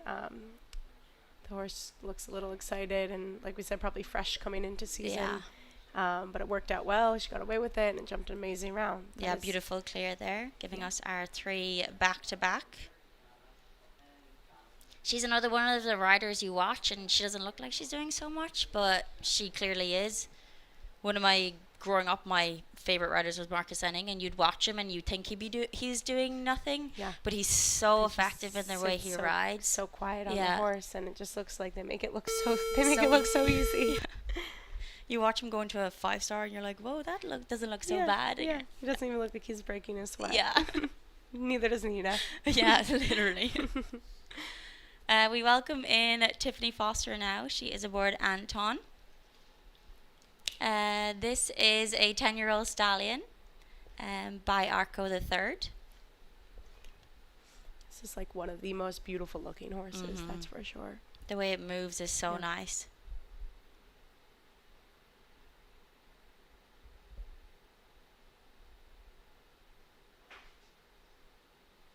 Tiffany, another one of the riders that has a little bit stepped away from the 5-star level for a little bit, and now kind of coming back into it. She obviously had that big win 2 years ago in Canada, winning her first 5-star Grand Prix. But another rider that's had to look at the string and reassess and see where she can go in the future. Yeah, she's had such amazing horses throughout her career, riding with Artemis and Three Roosters, and yeah, so it's definitely always, again, like, exciting to watch when she comes out for a season, because she always has some beautiful jumping horses. Another beautiful rider to watch. Yeah, that was too bad. It looked like she was adding enough pressure there. I'd see the triple and just didn't make it across the back rail, and then overcompensated, and then another front rail behind at the next jump. But the middle portion of it looks good so far.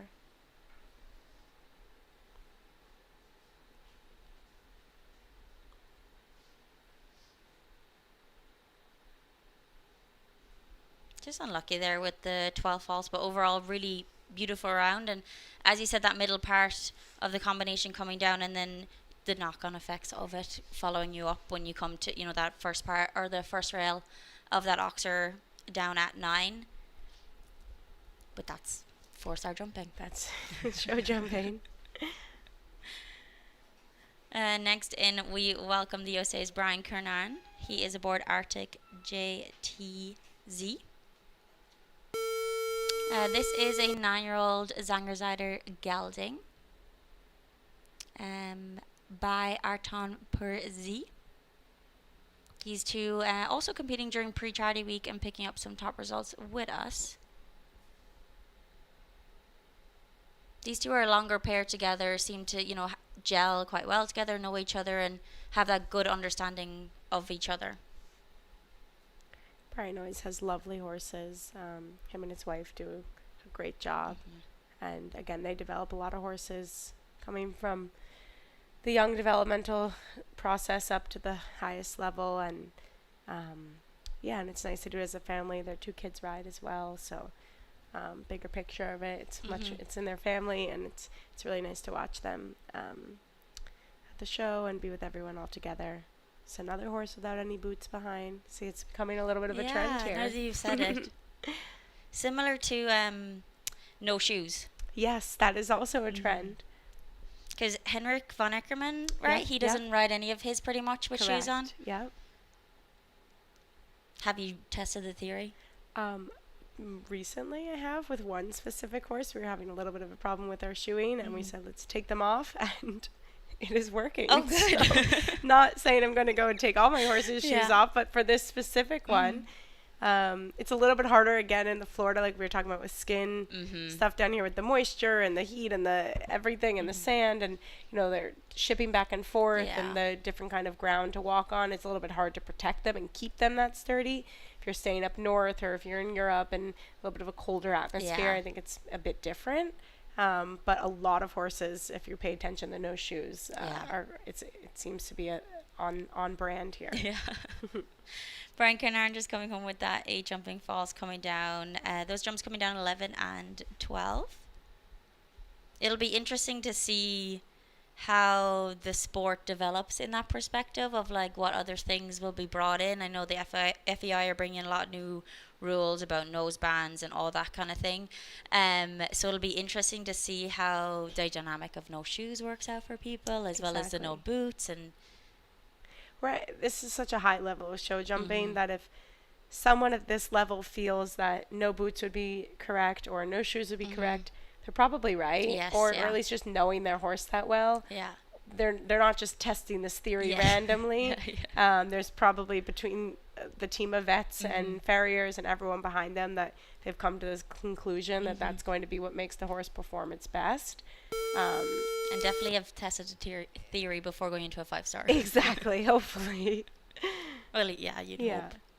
Next in, we welcome the USA's Alison Robitaille. She is aboard Claire de Luna 33. These two always super fast together, successful in their own right.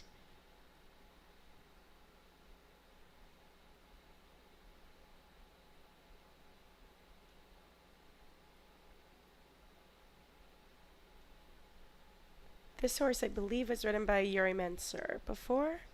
It's a lovely competitive horse. Super nice. She always has really nice horses. Yeah. Always a great type, too, that match her. A lot of blood and bouncy, and Kent Farrington also helps her, along with Charlotte Jacobs, as we were saying, and just the types of horse are always so competitive, and really careful and scopy and amazing to watch. And that's, I mean, that would suit most people, but it definitely suits her for sure. A little bit of a scrappier, hotter, bloodier type. And she really lets the horse just jump the way they want to and doesn't interfere with them. So it's exciting to watch her ride. We spoke earlier about, like the likes of Erin Ballard able to ride all the different types of horses, but also it's a skill into itself is to buy a horse that suits you. And I'm sure everybody's ideal situation is to buy a horse that, suits their type of riding. And it is very hard to do. Finding a quality horse to jump this level is very hard. No mind trying to find a horse that is specific for your kind of style of riding. Sorry. Definitely. So it's got a little hairy towards jump 9. It spooked a little bit, and she actually lost her stirrup and went around the standard down there we were talking about for time allowed. She was still plenty under, but she did jump the remaining of the course with 1 stirrup, which is extremely impressive. I would not be able to do that. She was a fighter, Allison, and she fought for that horse and ended up jumping a wonderful clear round. Are you the type of rider that if you lose your stirrup and you don't think you're going to be able to get it back, you drop the other one, or do you just Definitely not. I cling on for dear life, and I will try so hard to try and pick up that stirrup, but I'm not going without 2. I will do anything to hold on to 1. I will do anything to hold on to the 2, but if I lose 1, I am just clinging on there. Unbalanced or not, I cannot do that no stirrup work anymore past my junior years. That's fair enough. Alison giving us our 15th clear in today's class. Currently in the ring, we welcome Stephanie Macara. She is aboard Novak de Calvra. This is a 12-year-old gelding by Katoki. These two also spending some time in Europe this summer. Competed up to the 5-star level together, including the Brussels Masters Grand Prix.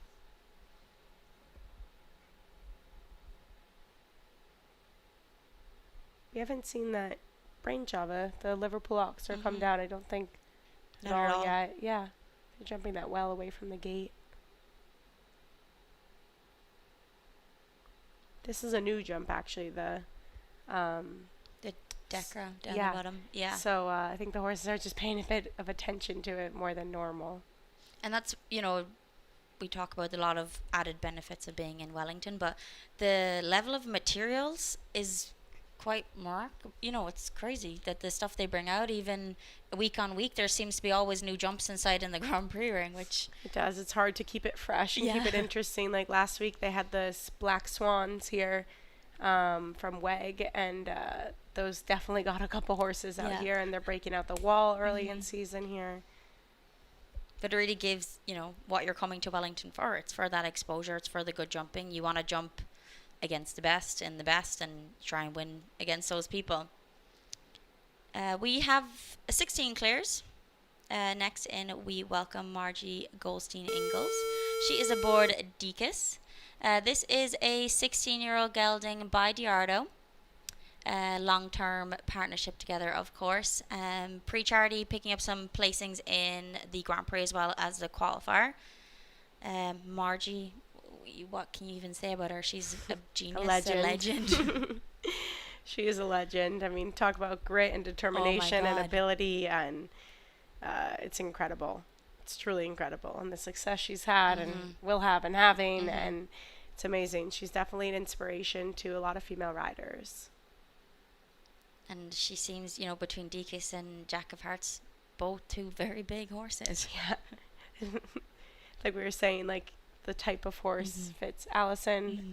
Smaller, hot, bloody, a bit of a bigger horse obviously fits Margie Royce. She had so much success on, and it's pretty incredible that she's still jumping the sport at this level, and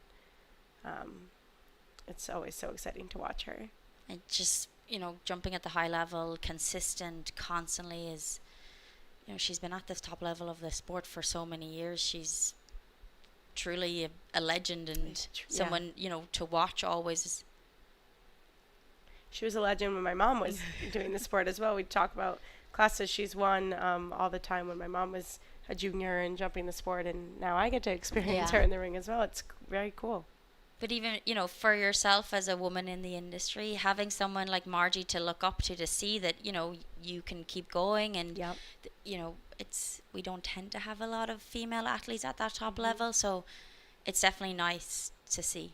Definitely. I have 2 kids under 2 years old, and I was always panicked. Oh, if I'm out of the sport, I'm going to feel behind, or to take time off, and I'm not going to get myself back up to the top level.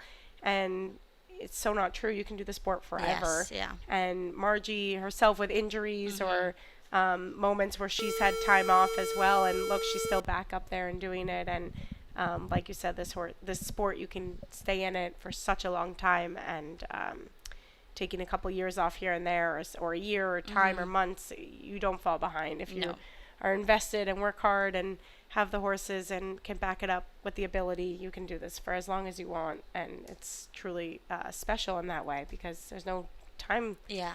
There's no time limit there. And it is, people talk a lot about women getting, pregnant and having to take some time out of the sport. But you look at it, say you're out for 12 months, that's also 12 months that someone might be injured, or someone's horse might be having to take a break, or someone might not have the stock. So when you look at it and you compare it to other people taking time off it, and you see, the successful women in the industry that have those families, it's really nice to see that it's you can stay in the sport for as long as you really want and have that family also. Exactly. You can do both. Chris Pratt currently in the ring with Ideal ES. This is a 12-year-old gelding by Yukato. These two always super fast together, winning a 3-star speed in Traverse City this summer. Were double clear and 8th in the 3-star speed during pre-charity week at that 3-star level.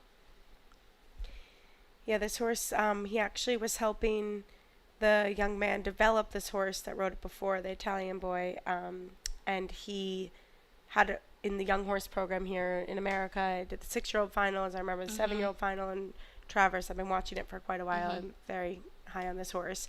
And then when he stopped riding, now Chris took over the ride and has had, like you said, a ton of success on it. And it's a lovely type of horse. And so even though he hasn't been riding it for many years, I think he's been involved in its career for a very long time. So that's very cool.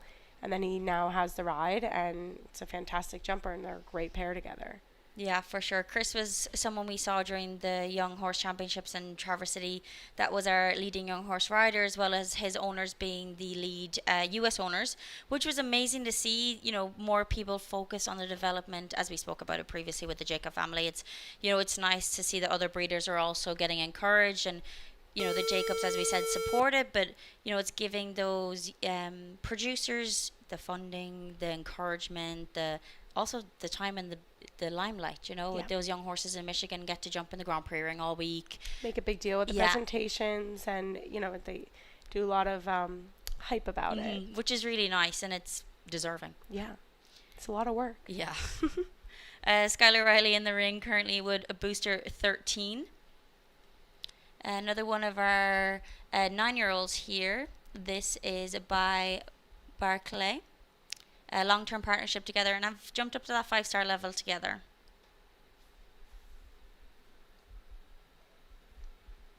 When we were talking about the pipeline of horses, Skylar had that amazing horse that she got to jump at all the 5-star levels with. And then, there comes a time when the horses can't do it anymore. Yeah. So you have to have the young horses build up. So it keeps her in the ring, and she's done a great job about timing all of that. So she stays in there. It was Robin Hood. Yeah. Yes, Robin yeah, Hood. yeah.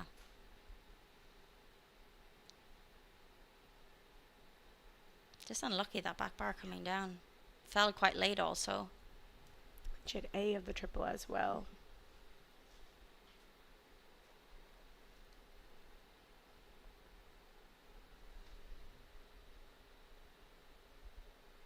I think we've seen this horse a lot over the last 12 months, 9-year-old turning 10 in January.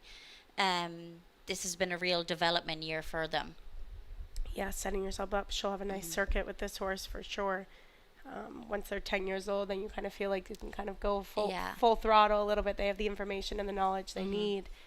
And now it has a lot more experience under its belt. For sure. Ashley Bond comes into the ring now with Nightwish. This is another 9-year-old gelding. These two always, Ashley's like one of the fastest riders there is out there. They won the speed during the pre-charity 3-star week here with us. Yeah, Ashley, again, one of my teammates for Israel. Yes, like you said, she is one of the fastest riders. She's like one of the bravest people. Bravest, also. yeah.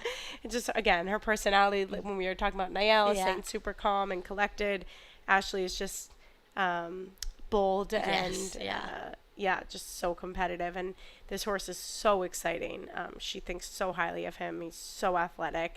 I know the rideability was a little bit of something they were working with as a young horse, which is so normal. And we had said the young horse, it takes time for them to put it all together, and now they figured out the right bridle and tactic for the rideability, and nothing is going to get in this horse's way now going forward. This horse is such a cool, exciting future. It's unbelievably talented. And then back it up with Ashley's talent, and it's so cool to watch. That was awesome.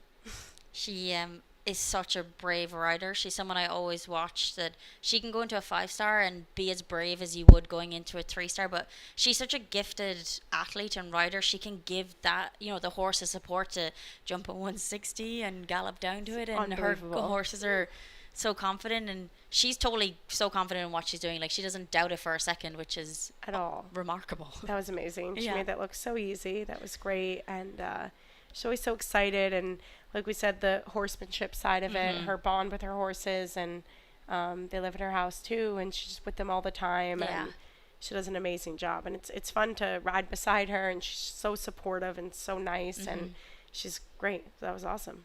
Such a nice horse. I'm excited to see what that horse does over season. Wait. That's a little bit. I believe that horse is her goal for the LA Olympics. So, oh, cool. So they're bringing that horse along. So it'll be exciting to watch for sure. Yeah, and we saw it. She jumped it here last year in preseason and stuff. So it's cool to see the development. And as you said, the rideability. It's definitely something she's worked on in the last 12 months. Yeah, it looked amazing today.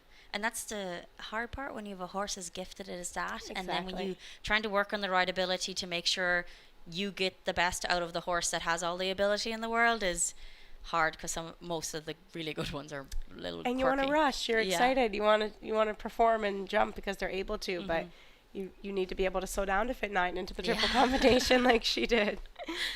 World number 1, Ken Farrington, joining us now on Orfina. This is a 13-year-old mare by For Fashion. These two picked up a win in Ocala last year, winning the 4-star Grand Prix there. You could talk about Kent all day, and his ability to produce a horse is remarkable, and the way they jump is insane. And the year he's had has been unbelievable. He's won 6 5-star Grand Prix this year, I think so? Yeah, a little bit more. He's beaten his record anyway, because he had the record on Giselle, and then he beat the record in Traverse City, and then went on to win, I think, 2 more after that. It's crazy. It's unbelievable. It's so cool to watch him ride, and I mean, can't say anything except positive things about watching him on all of the horses. I remember when he got Greya, watching Greya, his best horse right now, as a younger horse in the Open 140s here in the ring, and looks super special, and he's brought her along slowly, like we said, part of it, and just been unbelievable. It's incredible. He has such a talent to, one, scout a great young horse, but also develop them in the way that he rides, which is the tightest and the fastest. The best. You put him in a jump off and nobody's catching him ever. No, it's incredible. It's just so talented. And his knowledge of the sport is something, just witnessing him he's so knowledgeable of the sport. Everything is very calculated, but in the best way. And he, obviously, horses, you never know what's going to happen inside there, but he is so meticulous with his plans and so consistent. Yeah, it's so cool. Pleasure to watch him. Yeah, it's amazing. That's why he's world number 1. Yeah, exactly. Next in, we welcome Carly Anthony. She is aboard Heavenly W. This is a 13-year-old gelding by Calvaro. These two were part of the all-women's Nations Cup team that won with us here in Wellington during season last year. I love this horse. I love watching it. The two of them together, they go so well together.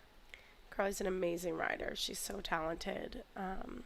She's, again, a girl that can ride many and different types of horses. Her mom was a professional in Seattle, and she's just fantastic.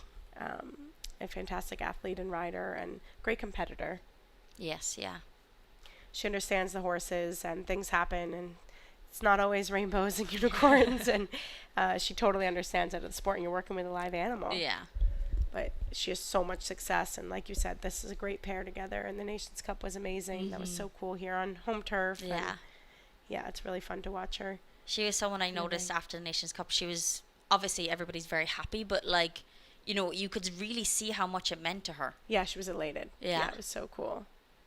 The horse got a little bit unrideable. We said that's a hard jump by the gate there, and that was actually one of the few horses we saw really kind of zone in on the in gate a little bit on the out gate, and she just stayed so cool, calm, and collected there, and just kept her focus and jumped that amazing. Another clear. Yeah, there we go. Our last to go was Carly Anthony, and giving us our 20th clear for our jump off here in our $117,000 BrainJava Holiday and Horses qualifier for our Grand Prix on Sunday. Jumping here in Wellington International at that 4-star level this week. We're going to take a quick break. We're going to touch up the surface, remove any obstacles we don't need for the jump off, and we'll be back in about 10 minutes or so for our jump off of our 20 competitors.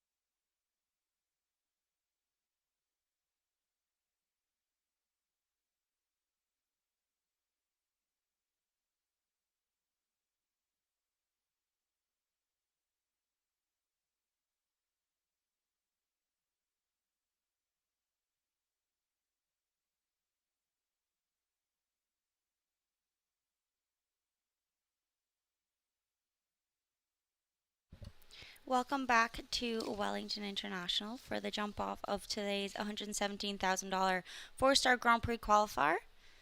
We had a total of 20 clear in the first round. I'm Ellen Sweetnam, and I was previously joined by Sydney Shulman Desiderio for the first round, but as Sid's a very busy lady with backcountry, she just had to go back and ride some horses. So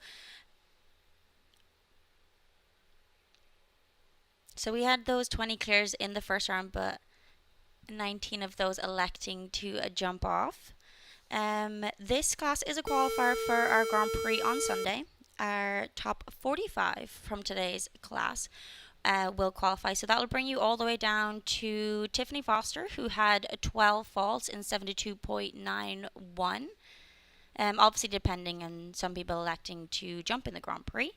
Karen Pole, that rider that chose not to jump in our jump off today. First of those to take on the jump off course is Ireland's Shane Sweetnam on James Can Cruise.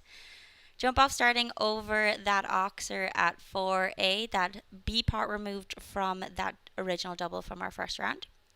Then they will float down to 6, so that skinny vertical at 5 being removed.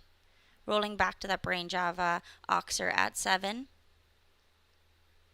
A little bit different for athletes now. It's 8B and C, so that first part of A, that vertical removed. Then rolling down to 9, Shane just picking up that front bar of that Oxer down. Cross the ring to 10. Now it is a vertical instead of an Oxer. And lastly, finishing over that Brain Juice Oxer at fence 15, a new obstacle introduced for our second round. Just have 4 falls there for Shane in 38.86.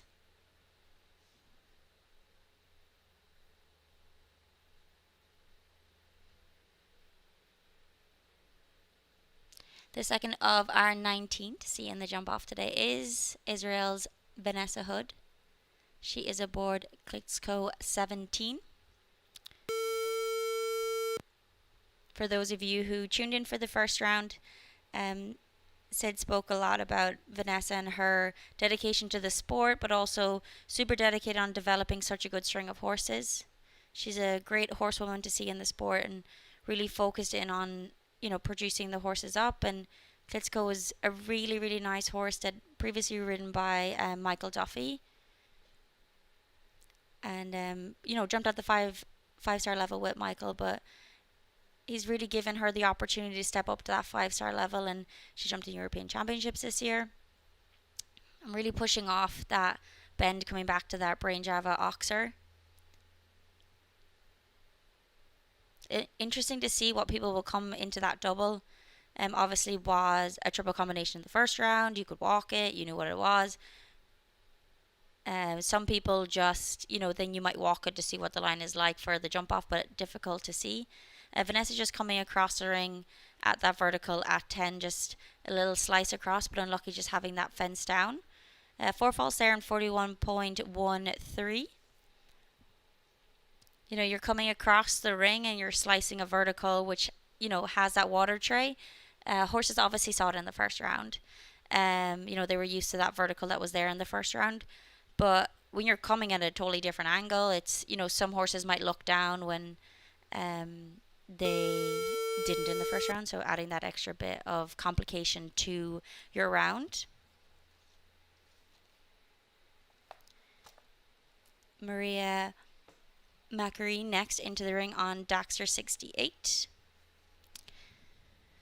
One of our faster clears, in the first round. So definitely interesting to see. Coming off the opposite rein to that Oxer at 4A, I'm sure her plan was you kind of land on the inside line and you can hopefully take one out or go a little bit more forward to that horseware Oxer. A nice turn back, a little, catch 22 you have to deal with when you're in a jump off is you might roll down to an Oxer to try and take a stride out, but if you have a turn back, you just have to be cautious of that. But she did such a great job of rolling down to the horseware and turning back on her hocks. Such a nice slice across that vertical at 10. And coming down to that oxer, so nice. Clear on there in 38.72. First double clear and our fastest so far. Really nice round there, giving us our first double clear out of our 19 that we'll see in today's jump off class. Of course, today's class is sponsored by BrainJava. Here at Wellington International, we're extremely grateful for their sponsorship. BrainJava is a new line of coffee and teas by Brain Juice. They're scientifically formulated and fortified for your brain. You can find your products for BrainJava over at www.brainjava.com. Also, if you use your discount code WEF, you'll also get 20% off your purchase. So definitely worth heading over there and checking it out. Next in, we welcome Canada's Erin Ballard on Dior.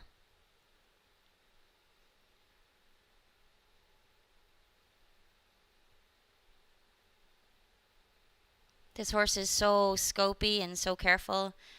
We spoke about it previously. Erin's such a gifted rider. She's a pleasure to watch.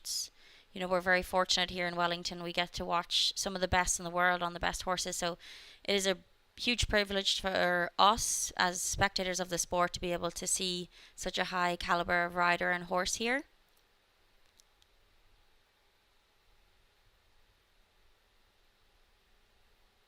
There we go, Erin giving us a double clear there in 37.91, slotting herself into first place. Super smooth jump off round. Erin's always very effective, but doesn't look like she's doing so much, which is a pure gift and talent that she has. Always fast and smooth, but is able to control her jump off in a very elegant manner.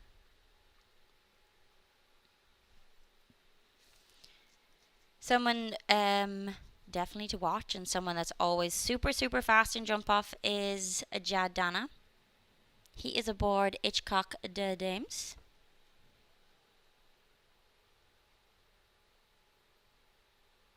We spoke about previously Jad being trained and working with Leslie Howard.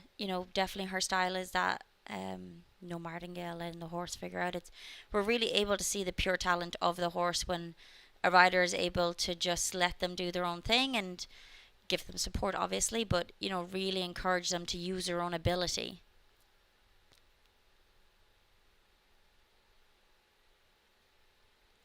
Really nice down there to the oxer. Good turn back. And then just opening up down to the double. Just really try to open up, take that stride out to that double and just having the first part of that double down. It's a very big vertical. You're coming across the ring. It's a lot different. Very good slice back across. He's definitely wanted to be in the money today. We only have those 2 double clears. There's 19 in it. You never know what's going to happen. Jad just finishing up there on the 4 falls in 36.75, and surprise, surprise, the fastest jump off we've seen so far. Today we have $117,000 for this Grand Prix qualifier, which is, a huge incentive for riders, but it's also, a testament to Wellington once again that they are putting big money towards these great classes to encourage riders to come in it, and being a fast four faulter, you never know where you're going to end up today. Stephen Moore comes back into the ring today. He is aboard Diramet. Beautiful first round clear. As we spoke about in the first round, Stevie, one of the Oakland training and sales riders and trainers.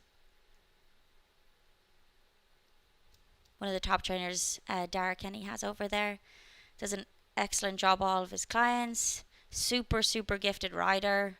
Very good horseman. It's really nice to see him in, the 4-star and giving it a run for its money.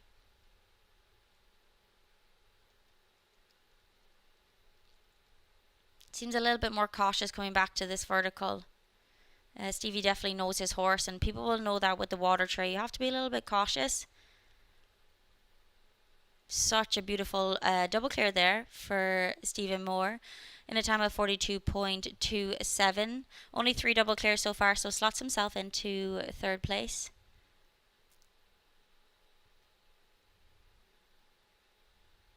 Erin Ballard is in that top spot in a clear round in 37.91.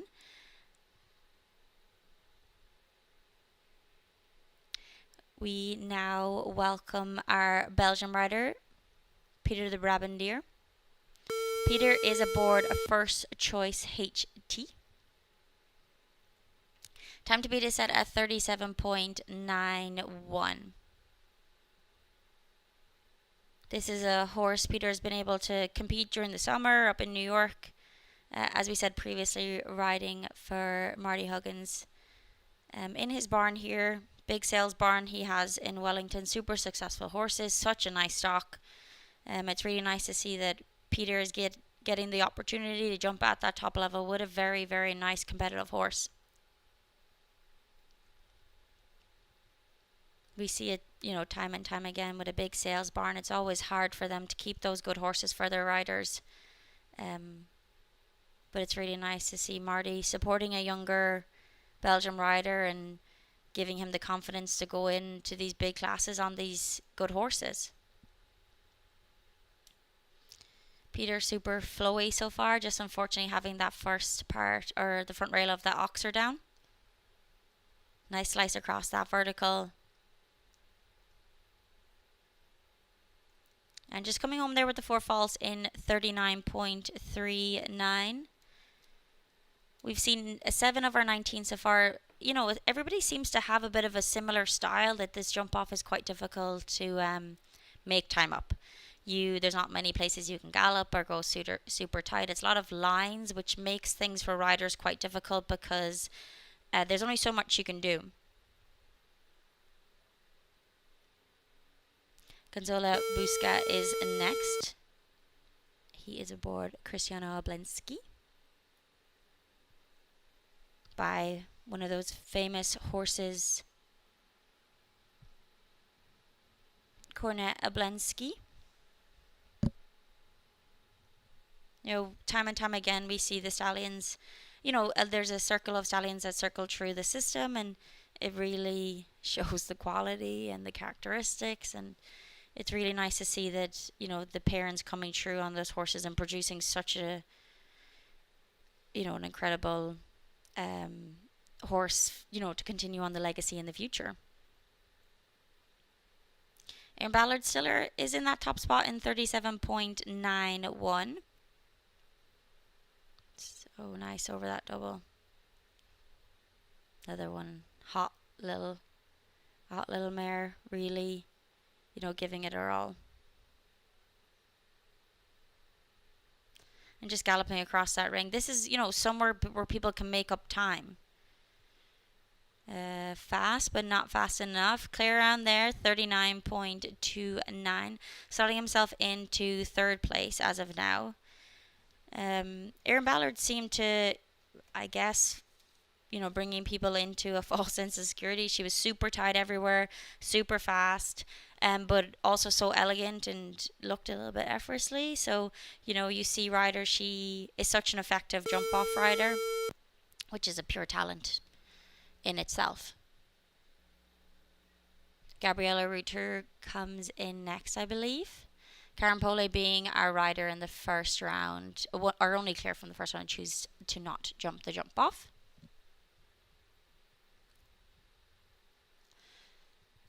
These two a long-term partnership together.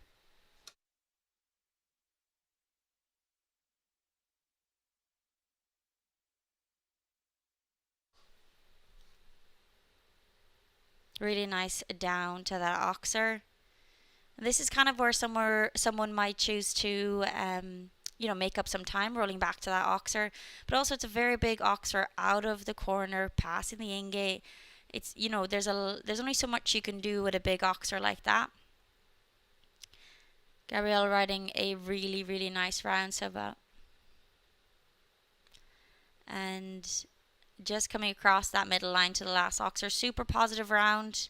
And coming home with that really, really nice double clear there in 40.30.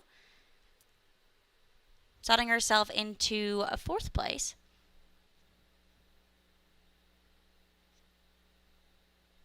She's someone who has stepped up to this level, jumping at the 4-star level is, difficult. And, our course designing team here is the best. We work with the best people who want to be the best around the best. And we're very fortunate to have such a high level of, jumping here. We have great riders, great horses, great building, great facility. It's an overall very positive experience for people to then, head into the WEF season.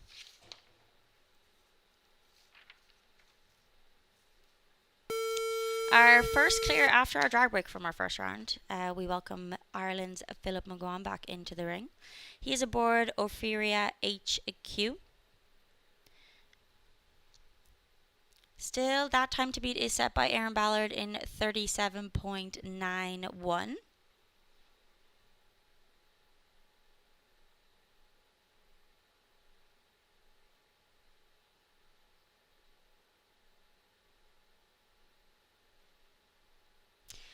You see different riders coming off the left and the right rein to that Oxer at 4, which is the first obstacle in the jump off. Totally dependent on riders. Philip really coming around that bend super fast and super tight. I think one of the tightest we've seen so far. Just have to be cautious to this double, and then just to not get a little bit too ahead of yourself coming to this Oxer. We've seen it come down a few times now in the jump off. Really good slice across, and then really just opens up as he lands. Really going for it to try and get set up for this big Oxer, but also cutting off some time. Philip going clear there and into the lead in 37.01. Just for reference, Aaron's time was 37.91. So just under a second faster than Aaron, but Philip always a really fast rider. Good combination together. Always will try their best to, end up on that top spot.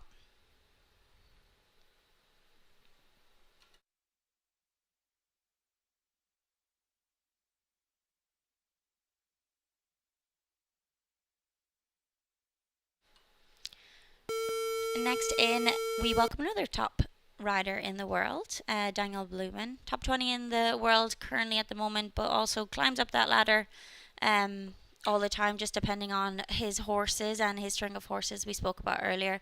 How great the Blumen camp is at developing those horses, and between all of them, they produce horses and bring them up to that top level. And Daniel's always great at, bringing those younger horses to that top level and giving them that exposure when the time is right.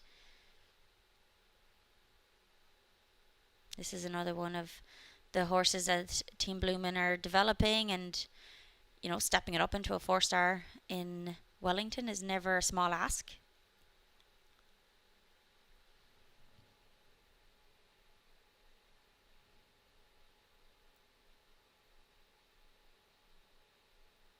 Super smooth but fast, and Daniel's always a fast rider. Really, really nice there and cruising. Daniel, just about 200th of a second. Daniel slots into second place. 37.03. For reference, Philip's time was 37.01. And Erin Ballard then slots herself down into third place. Just 200ths of a second separating our top two at the moment. Next in, we welcome Mar Delorier. He is aboard a Gental de Davely.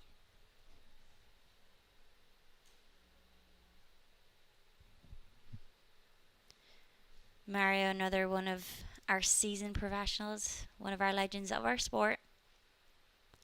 A great horseman, can spot a horse from a mile away, knows exactly what he needs to do to get the best out of his horse, which is always a talent you see in those top riders, those experienced riders. They know what to do to make sure their horses are at that top level and, able to plan it in a way that, they peak at the correct time.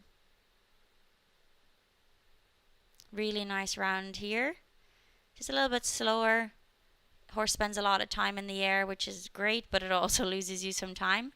39.75, putting himself into 6th place. But as we said, super smooth and super tight. But The horses that spend more time in the air are fantastic. We all want them, but also for that jump off, they tend to higher in the air, more seconds are, counting.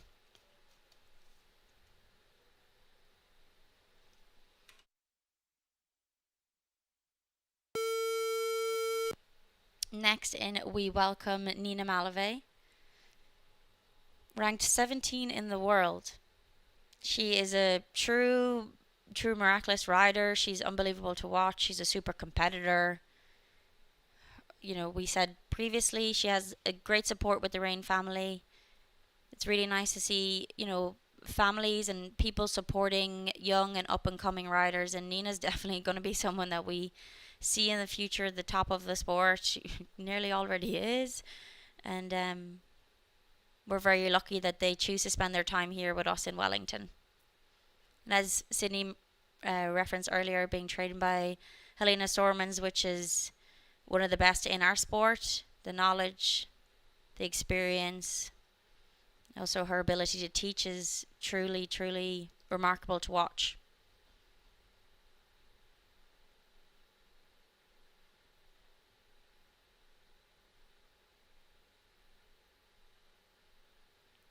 Nina going clear. She got it, 36.42. She slots herself into the lead. Watching that round, super smooth, fast. She was able to land off the vertical at 10 at that angle and move up, but also have the adjustability to set herself up for that big oxer at fence 15.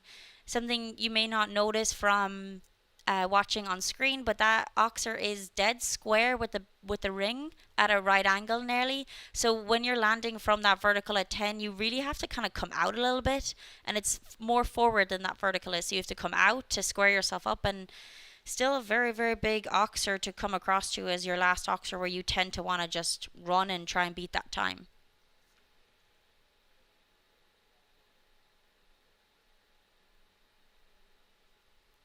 Target is set now by Nina Malave of 36.42. And Alison Robitaille is next into the ring to take on that time. She is aboard her own Claire de Lune 33. We have a very full jump off today with a lot of fast riders, which is great to see, and makes the jump off more exciting. But definitely, as we see, obviously the time is getting faster and faster.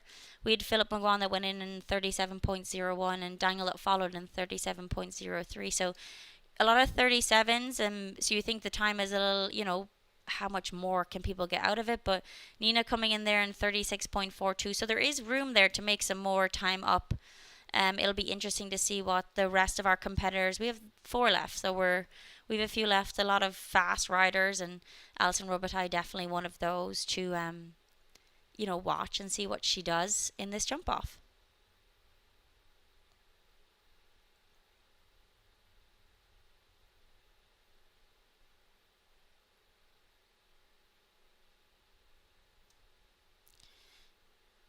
That was the oxer, if you remember, in the first round where she lost her stirrup. She looked a little bit, the horse looked a little bit at the side of the ring, and once again, Alison was prepared for that this time and was able to put her foot down and make sure she was keep going forward and, no looking at the side anymore. Really, really nice double clear there in 40.78. And, watching Alison, you really see how fast our riders have been so far. She's nice and tight and keeping that nice canter up.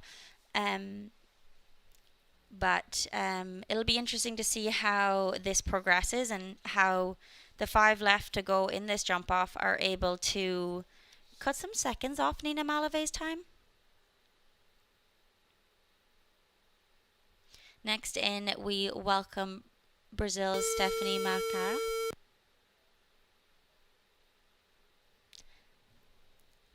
That time to beat is set by Nina Malave in 36.42.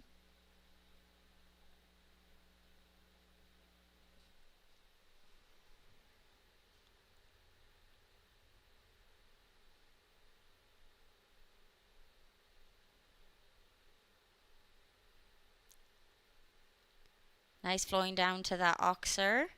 That horseware oxer, and then rolling back to our sponsor of today's class, the BrainJava oxer. So you're just setting herself up for that double. Really nice job there. She was able to keep her canter, but kept that contact to just give them the little bit of encouragement coming into that big vertical. A lot of horses typically, you're coming into a big vertical and then they see the oxer the other side, so they know they kind of have to set themselves up. Really nice there, double clear in 37.48. Putting herself into a 4th place as of now. So all those times seemingly quite tight. Neela Malave still on that top spot in 36.42. Philip McGuan in 2nd in 37.01. And Daniel Blumen currently holding on to his podium position in 37.03. We have our 4 left to go. The first of those 4 will be Canada's Chris Pratt. He is aboard Ideal ES. Time to beat is 36.42. We've mentioned obviously before about fast riders. These two picked up a 3-star win in Traverse City this summer. So definitely, Chris is never someone to wait around. He'll always do his best, and that's great to see. Sydney was telling us all about how this was a younger horse produced in the US and how he watched a previous rider develop it and was a key part of that and was able then to take over the reins and, bring it up to that next level. Chris, another one of our riders that is looking to develop more horses, was a key part of the Young Jumper Championships this year in the US and really sees the focus on developing those horses, and it's proven to work for him. He has a really nice horse that was developed in, here in North America and can be a real contender at the big stuff. Chris going clear there in 36.96, putting himself in 2nd place. Very fast, very effective. Just about half a second slower than Nina Malave. So then he'll go into 2nd place and slotting Philip McGuan, back down into a 3rd place. Another rider for Israel we'll see in the jump off today is Ashley Bond. She is aboard Nightwish. Sydney and I spoke a lot about how we've seen horses develop over the last 12 months here. It's been great to be able, here watching preseason 12 months ago and seeing it develop, and this horse is truly gifted. The scope and the technique out of it is really nice to watch, and Ashley's been working a lot on its rideability, and that's something you really want to need. Really, you need it, really. Just that front part of that oxer coming down, that's where you might pick up the time is turning back there to that oxer, so just catching up with her. But definitely a horse to watch in the future. I think Sydney said she's kind of hoping to jump this at the 5-star level, or, trying to move it up towards the aim for the LA Olympics, which is amazing to see. And we're very fortunate here in Wellington to watch the development of it. Just the 8 falls there, that vertical at 10 also coming down across the ring, and that Brain Juice Oxer over there at the far side of the ring, finishing up in 39.62. But, you see her after the fence coming down. There wasn't so much room. She kind of waited a second, turned back on 10, and just gave her horse a little bit more experience. When you kind of get to that stage of you having a fence or so down and you think you're out of the money, it's also great to get that experience for the horse and get mileage underneath them, and getting mileage in this ring is never a negative. Next in, we welcome world number 1, Kent Farrington. He is aboard Orfina. These two won a 4-star Grand Prix in Ocala together last year, the start of last year.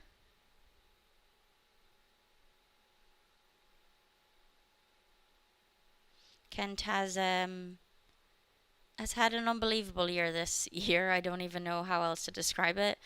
I think he's won at least 9 5-star wins this year, which was beating his record, I believe, on Gazelle was 8 or 7 maybe. But yeah, a true talent, true gift. He is amazing to watch.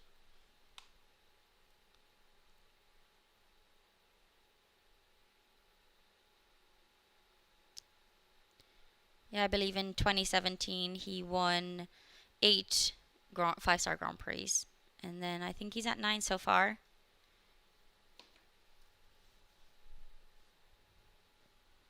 But Kent having such a great string of horses, he does such a good job of, bringing them up and developing them, and also giving them that experience. He has so many that are so great. It's great. He's another rider that rotates them in and out, as I said, just like Daniel Blumen.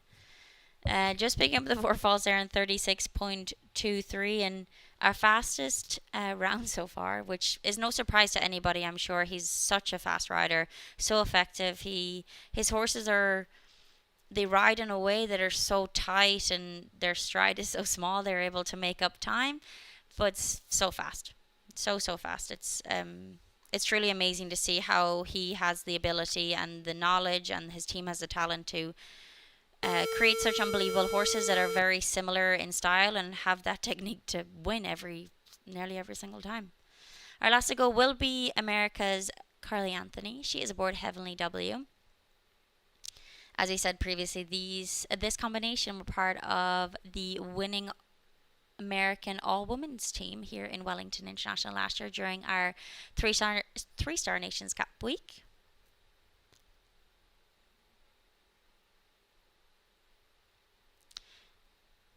Not so fast down that line, but super tight back to that BrainJava. You could see her plan to go slower and not try to take out that stride. I'm sure she probably knew the best for her horse if she was able to do it, and was able to then have a nice turn back.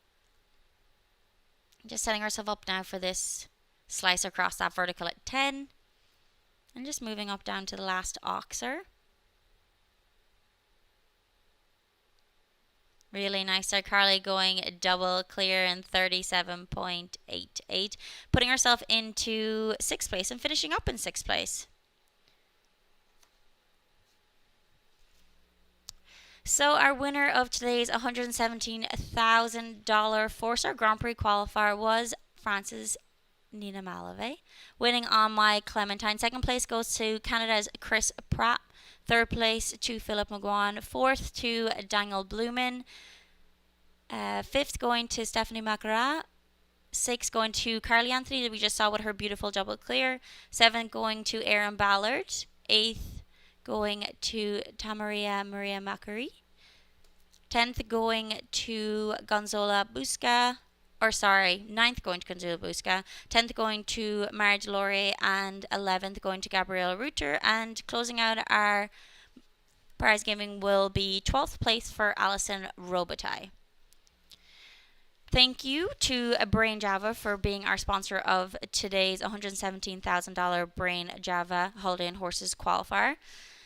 BrainJava is a new line of coffees and teas by Brain Juice that are scientifically formulated and fortified for your brain. You can find BrainJava products at www.brainjava.com, and if you use the discount code WEF, you will get 20% off your purchase.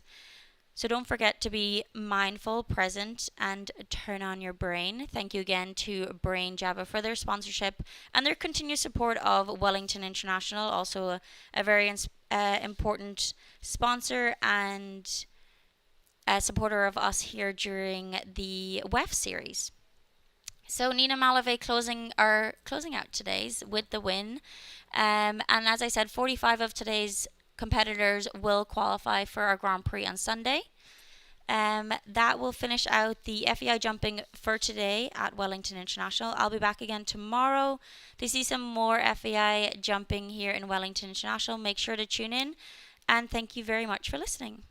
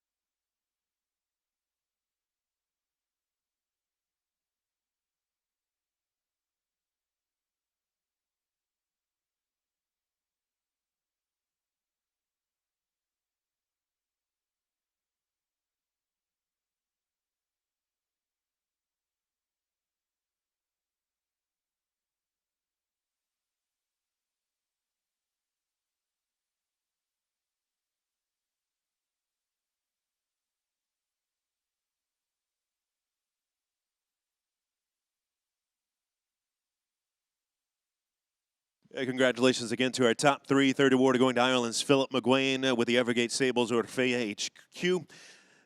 Canada's Chris Pratt second for Take the High Road LLC with Ideal ES, and France's Nina Malave, your winner, now leading the lap of honor with the Rain family's My Clementine.